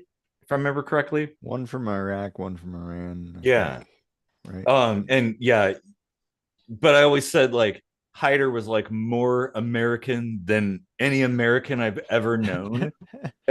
Like, um, it was like quintessential American, but he like came from the Middle East.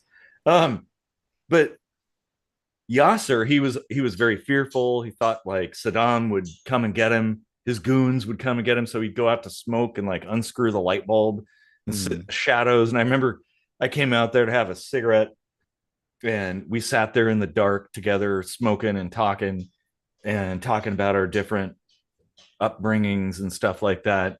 And I remember like at some point the conversation deviated to like Jesus and Muhammad being the same person, Mm. just from a different perspective.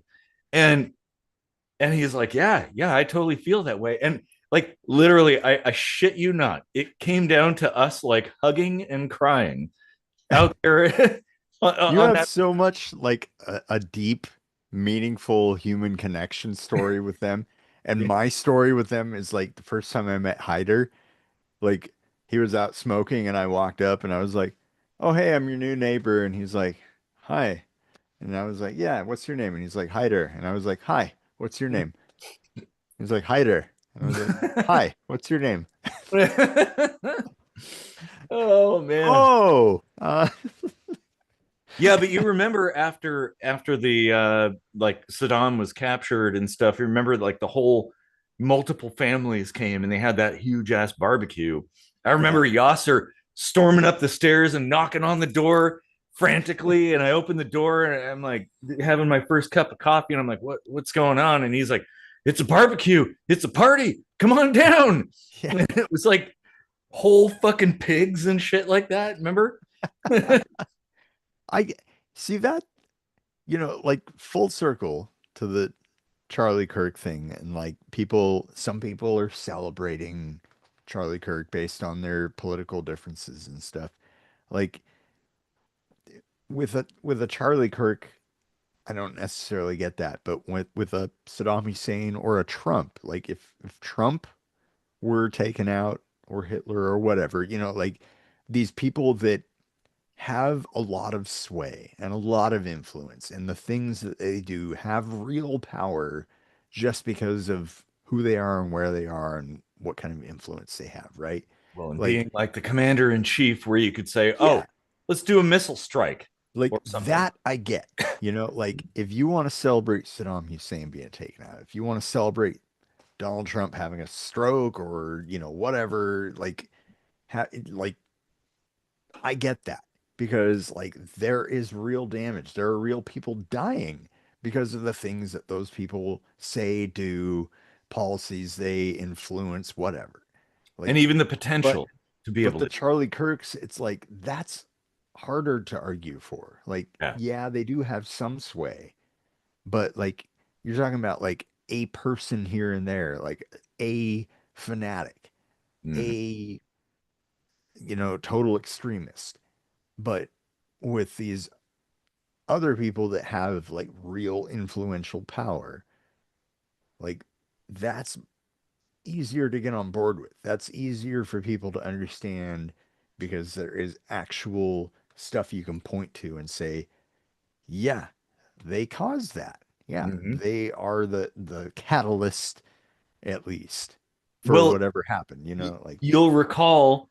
I don't know if you remember this, but after John McCain passed away, mm, there were people on the left and the right mourning yeah. him, and I'm like, I said something to the effect of "rot in peace." So it's like, okay, well, um, because, well, yeah, if you know anything about John McCain and his dealings, not necessarily a good person, um, but like I wouldn't celebrate it. It's like, well, see ya, bon Yeah. voyage, Yeah. you know. Ashcroft. Ashcroft, exactly. Yeah, Yeah. like a lot of people are dead because of that. CIA stuff, like, geez, look it up. But maybe don't. Maybe it's good. I'll work in the shadows so you don't have to, basically, um, because ugh, I mean, when you dig down into things, it is really fucking dark. It is It's really fucking dark. it, it's difficult to know whether or not this is the right point in time to remind people of what we often say, but is there really a event, like one singular event that you Mm-hmm. can point to say that that person is good or evil? No, no. When we've talked about that too, that like it's kind of a culmination of your whole life, not like Mm. a specific thing. I mean, there's a lot of factors to What? consider Why there. don't you throw in some comments? I have to pee really quick, so Yeah, I'll be right back.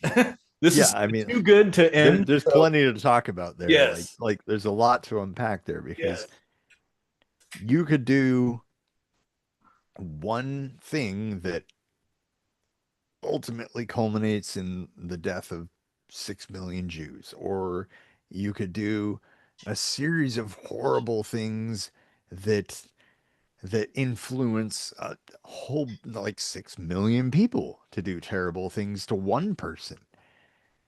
How do you draw the line between whether or not one person like kills 6 million people or one person influences 6 million people to kill one person?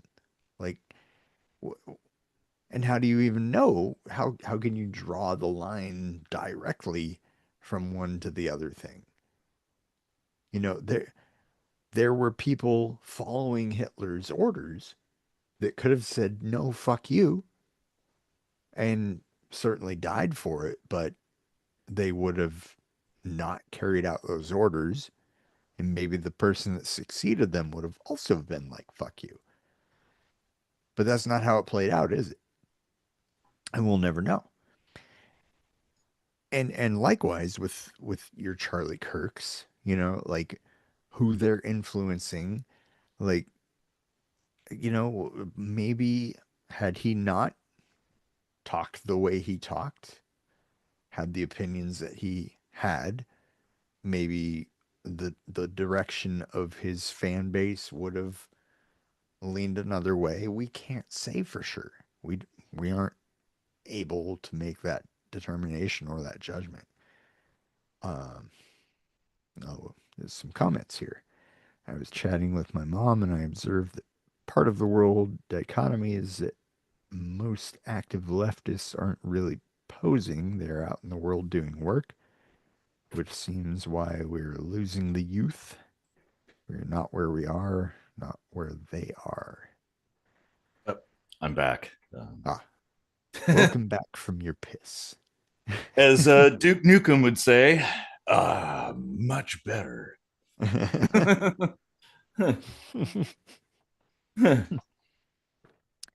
um, I was just kind of lamenting on whether one person kills 6 million people or influences 6 million people to kill one person. Can you really Ooh. distinguish or delineate or even point the finger at Well, any one place? But as the saying goes, one death is a tragedy, a million deaths is a statistic. yeah, Which, like, oh boy, ooh, yeah, like that's with heavy. well, what Nick said earlier about like you know all this hullabaloo about Charlie Kirk, and there's actual famine being like orchestrated in Gaza. Like, Well, and it's like, you can mourn the loss of somebody, but also accept or also be pissed off that like this other thing is happening over there. The world is a big place though, and most people don't even know what's going on.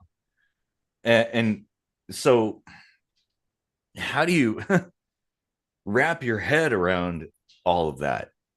Um, it, yeah, it yeah, that's so the thing that gets me about people that are like, well, if you're pissed off at this, why aren't you pissed off at that? And it's like, well, hang on. I'm a yeah, human. yeah. Like That's a logical fallacy right there. yeah, I've only got so much bandwidth. Yeah, exactly. Uh, Hmm.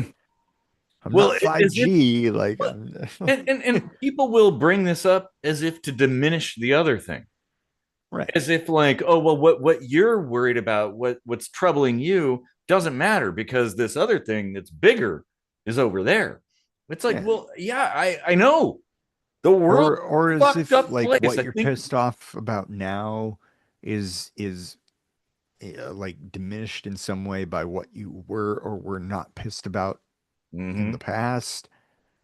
Like, oh, why didn't you care about this back then? Or, well, maybe I wasn't aware of it. Or maybe I was pissed off about it then, and I'm still pissed now because nobody did a fucking thing about it. You know, Exactly.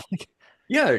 Well, and comparison and stuff like, oh, people will be like, oh, well, this thing that Trump did is bad. And then other like Trump supporters will be like, well, but Biden did that. And then oh God. when, Trump is, it's same thing happens though. It goes both ways. Yeah. Like nobody's immune. But like, okay, well, can we all agree that it all sucks? Like Yeah. it's all shitty, I think. Like you can't be like, oh well, the lesser of two evils kind of thing. Like it's all evil. Yeah. So uh, like uh, Yeah. that's why I advocate for changing hearts and minds, for having conversations, for like teaching people, helping people. Like if you know how to do a thing, help somebody do something. If you have a little bit of money, I sponsor some kids in Africa, um, and through a Christian organization, and I'm not even Christian. I So just I just miss the rains down in Africa myself. good song, Toto. Yeah, good song. The comment here, there are things I don't buy, companies I don't do business with, because that's what I can do. Yeah, And if that's what you can do, that's what you can do. And like I wouldn't put too much faith into that as being like a major effect for change, but it can happen. It cumulatively, like yeah, there yeah, are certain situations where boycotts have been effective. yeah. Often they aren't, but if you're not trying, it never will be. So like keep trying, of And course. it can be a matter of principle. Like I don't fly commercially because the TSA exists, because I disagree with the principle of the TSA.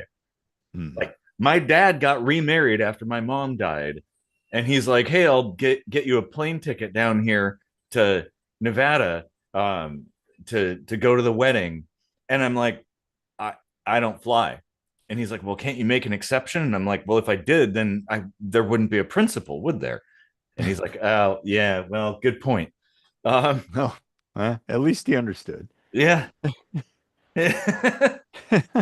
I mean, we did get stuck in watching the video. They went to like one of those Elvis wedding chapels because my dad always wanted that, and it was fun. But yeah, but I don't fly. Like as long as the TSA exists, I'm not going to fly commercial. I'll fly personally or like a charter flight or something like that, but not commercial.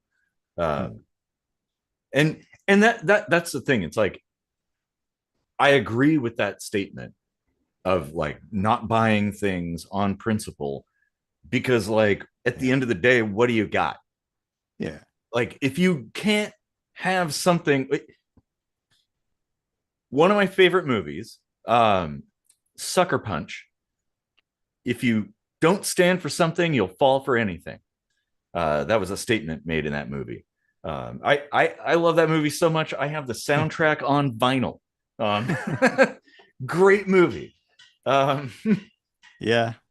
Yeah. I mean, there's things that all like all acquiesce to the idea of boycotting, like Nestle or whatever with their whole, yeah, no, people don't deserve water. They should pay for water kind of thing where like keeping they'll like drill into the ground and suck all the water out of an African village and then sell it back to them. Mm-hmm. And it's like, okay, fuck you guys. You know? And you know who facilitates that? Governments. Yeah. It's the thing. It's the Yeah. governments in Africa that are letting that happen. Like Africa actually could be a pretty wealthy place, like a Oh yeah. fruitful place, but South America too. A lot of the countries down there, Venezuela ought to be like everybody should be a fucking millionaire, but the government gets in the way because they're being a bunch of dickheads. Um, yeah. Oh, Zack Snyder. Yep. Yeah. Yeah. Yeah. Such a good movie. There are scenes in that movie that still blow me away, like the mirror scene. Um, anyway, I digress. I don't want it doesn't need to turn into like a movie review episode. But yeah, Sucker Punch is such a fucking good movie. Holy shit. Hmm. I'm gonna have to watch. Yeah, I'll have to watch it. I've never seen that one. I'll have to check that It's out. worth the watch. It's one of those like so. Have you seen Blade Runner? Yeah, once. Like yeah, from Harrison Ford that Yeah, yeah. version. Um, it like it doesn't make sense the first time you watch it, but then the more you watch it, the more it's like oh yeah, there's a whole lot of stuff to unpack in here. Huh. Um, I probably should watch it a second time because I think I was drunk when I did watch it. well, yeah. I think the last time I watched it, I was drunk, but I'd already seen it like 20 times, so maybe more. Um, mm. We buy fair trade coffee. This is from Victoria. We buy fair trade coffee and chocolate from small companies, but cheap bulk beans. Pick your battles. Yeah. Yeah. Like it, if you can buy local, I, I, I advocate for that. Like buy local as much as you can. Do what you can. Not everybody has the tools to do I buy everything. beans from this guy Jack. They're giant, giant beans. Oh man. But like yeah, we should be doing what we can and it's a collective effort in my opinion that like okay, not everybody can do everything. You can't do it all. But together we can do it all. Like we can solve these problems. Like they're not insurmountable. It's just that we're so distracted with sports ball and soap operas and politics and stuff that and getting all pissed off at each other over nothing. Like I remember when I was a kid, you could sit and talk politics at a Thanksgiving dinner with your family and nobody got angry. What happened to that? Wow. You know, like we need to go back to that where it's like, hey, okay, hey, I disagree. Let's have a conversation about it, but we don't have to be angry because it's a waste of energy. Like, why burn that candle? That's my thought. I don't have any politics in my Thanksgiving memories, just like farting contests and my my uncle like we would have turkey sandwiches right after Thanksgiving dinner. And one Mm-hmm. time I said to my grandma, "No, thanks, I'm not hungry." And my uncle said with like turkey hanging out of his mouth, "Do you think I'm hungry?" Like Oh man, I guess I just didn't understand tradition. Sorry. yeah. Well, yeah, it doesn't have to be that way. Like tradition is kind of well, tradition's good, but it's also dumb at the same time, and it really doesn't Mhm. matter. Yeah, I'm largely anti-tradition, but yeah. But there's things. I It's like understand it, but yeah. well, and like If it's fun once, you think it'll be fun over and over and over again. And sometimes it is, and sometimes it's not. mhm. Well, and respect for the past and the people who came before, who you're standing on their shoulders. Like I still remember growing up, going to the Y Indian guides, which was like a YMCA thing that like you'd have this like Native American sort of themed thing. Oh, Um, I thought it was a guide that was like, why Indians? Well, let me tell you why. yeah, but I mean, here in the PNW, there's a lot of cultural respect for what came before. Like Mm. roads and counties and places are named after the original names and stuff. Yeah. Um, That's like all over the country, really. yeah, it is. And I think see that kind of cultural history is a good thing. Yeah.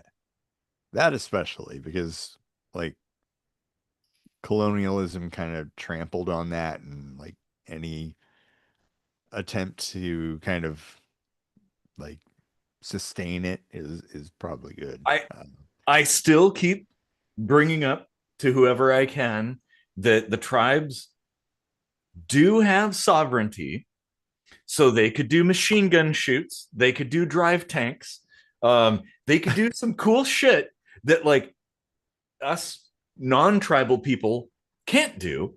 So like, why not capitalize on that, right? Like, oh, Yeah. hey, have a range with a bunch of machine guns and shit, shoot it with a bunch of Indians and stuff. Like that'd be awesome. Um, you know, like, I Wouldn't mean, that be the ultimate irony if like Indian reservations became like this sort of like seed for a giant coup to take place and like a bastion of independence. yeah. Where like everybody's like, yeah, I'd rather be there than here. Yeah, and then they just come back again. The independent nations of America Yeah. rises from the ashes of the United States of America. Well, and we always talk about balkanization, how like that should happen in the US. Hmm. Um, like there needs to be more of that. Um, Yeah. yeah, well, going back to Star Trek too. Remember that episode? It was TNG.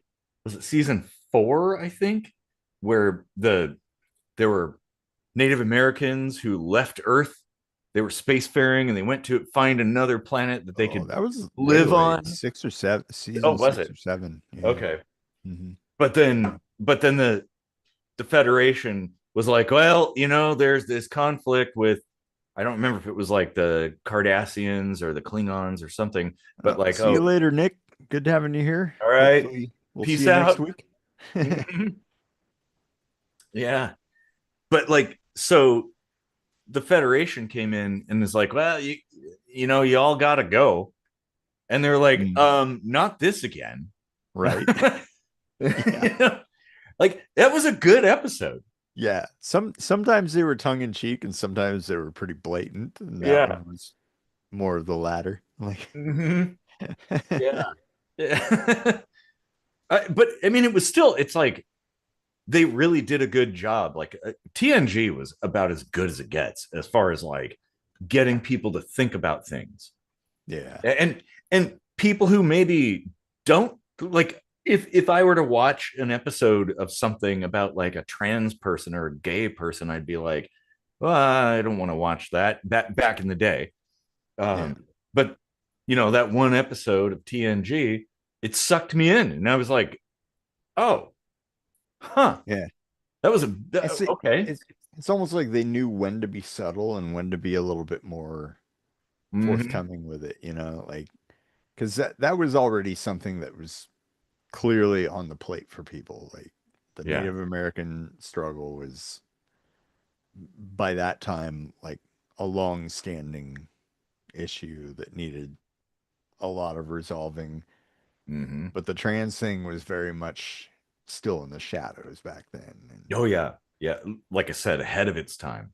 yeah, That and that and they tackled for that. people like us, and I honestly I would like to see a study that that links the TNG episode like directly to the overwhelming support that we're seeing now for the trans community. Like, Yeah. Well, and I'm sure George Takei would be on board with spearheading that mhm. movement since he's Oh part of my. part I of just Star like Trek saying that. and part of the LGBTQ Yeah. community. So Yeah. like, I know. Well, and even early days, like TOS was kind of, hit or miss. But like they did tackle some things. I mean, even TNG had like stuff that they missed on, Yeah. but like that's the beauty of Star Trek is that it has been around for over 50 years Hmm. and it has room to grow within itself. So, Yeah. And it's evolved, yeah. and has adapted. I, oh, man. Well, and that's why, like, going back to Charlie Kirk, it's like having conversations. We need to be doing that, even if we disagree. Like, it just, I think it's an important thing. Oh It, yeah. especially if we disagree. Actually, no, if we agree, it's also important to have conversations. Because if we Right. agree, if we're all in consensus, there might be a problem here. Well, It even on might this be a show, Nazi. even on this show, when there's stuff that we agree on, eventually, if we talk enough, we find something that we don't agree on. Yeah. And Yep. Exactly. and that's important. That's a great point. Like that's important too. Like even within your own echo chambers, you can still find room for improvement. Yeah. So it's not necessarily bad to go No, into those echo chambers from time to time too. You know. but they're like the Nexus. Going to another Star Trek reference, it's like the Nexus. It's like a It is. It is live. Yeah. We just it. won the European. We are now world champions in Oh, basketball. World champions. We wow. won 2023 against USA, by the way. So we are Germany now is the U.S. champ or the world champions in basketball. Hey, all right. Well, that's impressive. team Huh. champion. In addition, Cool. right now we just won that match. Nice. Well, congratulations. Let me tell you, basketball is not really a thing here. So I know. That's what I'm saying. Like that's why it's like the Cool Runnings, right? yeah, The cool. Jamaican bobsled team. I actually, by the way, You I dead, man? Yeah, man. I actually have a jersey for the Jamaican bobsled team. Nice. I love that movie so much. Underdog stories just hit me in the Mm. feels. Um, now I can't remember what I was saying. It's okay. Well, Jerry Springer. That's a good, I guess maybe point to end on. I suppose Mm. how people would be screaming and yelling and throwing chairs at each other and shit, and like it was all kinds of crazy pandemonium. Um, but then at the end, there'd be just Jerry sitting there, and he'd give like words of wisdom and thoughts of peace that, like, hey, we need to get along, essentially.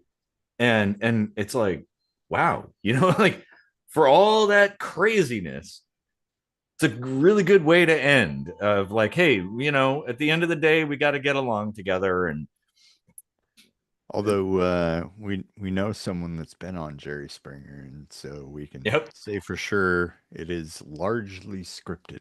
Yes, it is. Seeds of truth, but Mhm. largely scripted. Well, I guess it's kind of like the construct of like how it's all kinds of crazy, and at the end you have like a little moment of peace where he Mm. sits, just him and you, like Mr. Rogers and yourself, and is like, hey, I know this was crazy, but we have to find a way to get along and find peace in our disagreements.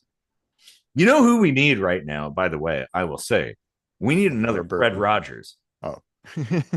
A what? LeVar Burton. Oh, LeVar, yeah. Oh, yeah. Reading Rainbow. Yeah. No, but Fred Rogers. Yeah. We need somebody like that again. Like he was a unique soul, Mm. the likes of which we'll never see again. Um, Geez.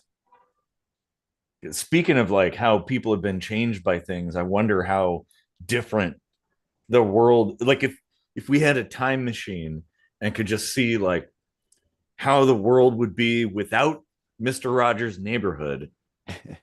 And it's like Yeah. it's a wonderful life or something, it's like it's a whole different planet now.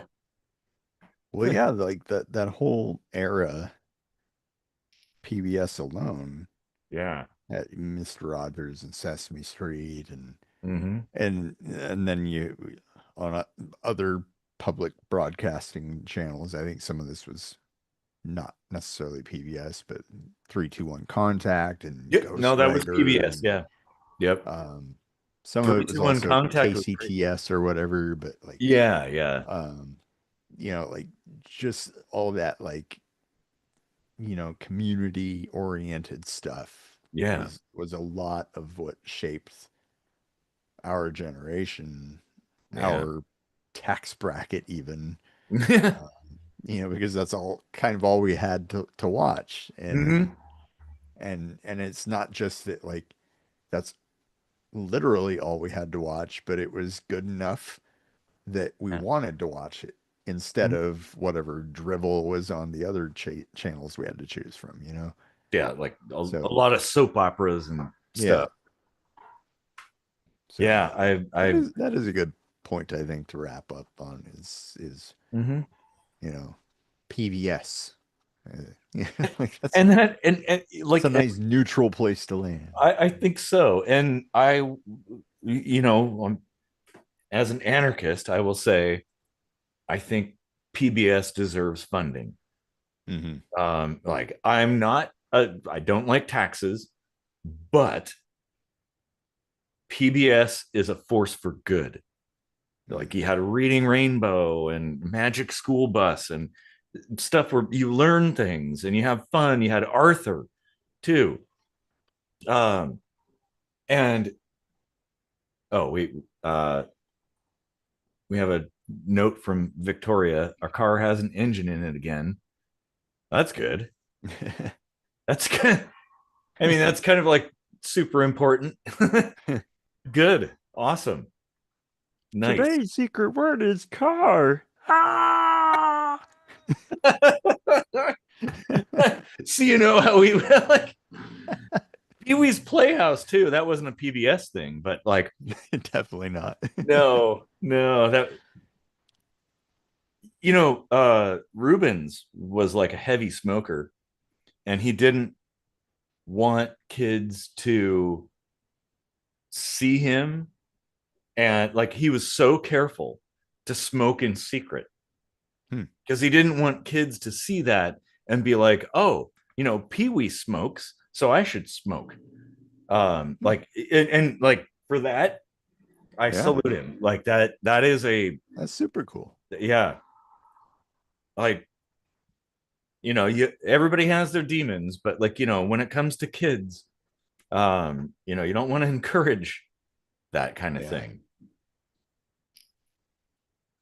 All Yeah. right. Well, my bladder is telling me that we should probably wrap things up. And this might be one of our longest episodes. I have 2 hours, 21 minutes. Oh, we've gone like 4 hours before, I think. Oh, we have. That's true. Yeah. Not live, though. Not lately. Well, No. actually, that was a live one. Was Yeah. it? Okay. Yeah, but we had like five guests or something. Like, Oh, yeah. Yeah. so That's we true. had ample opportunities to pee. So, Exactly. Well, thanks everybody for participating in the comments and stuff like that. And we'll be back next week with hopefully something a little more positive and optimistic. Um, Probably not. yeah, The world's on fire, so yeah, the way the world's going. yeah. But hey, you know what? Here is a place of peace. Like my house, I have built my house out to be a place of peace, and everybody agrees that like they feel completely safe here. Um, I try to carry that to the show.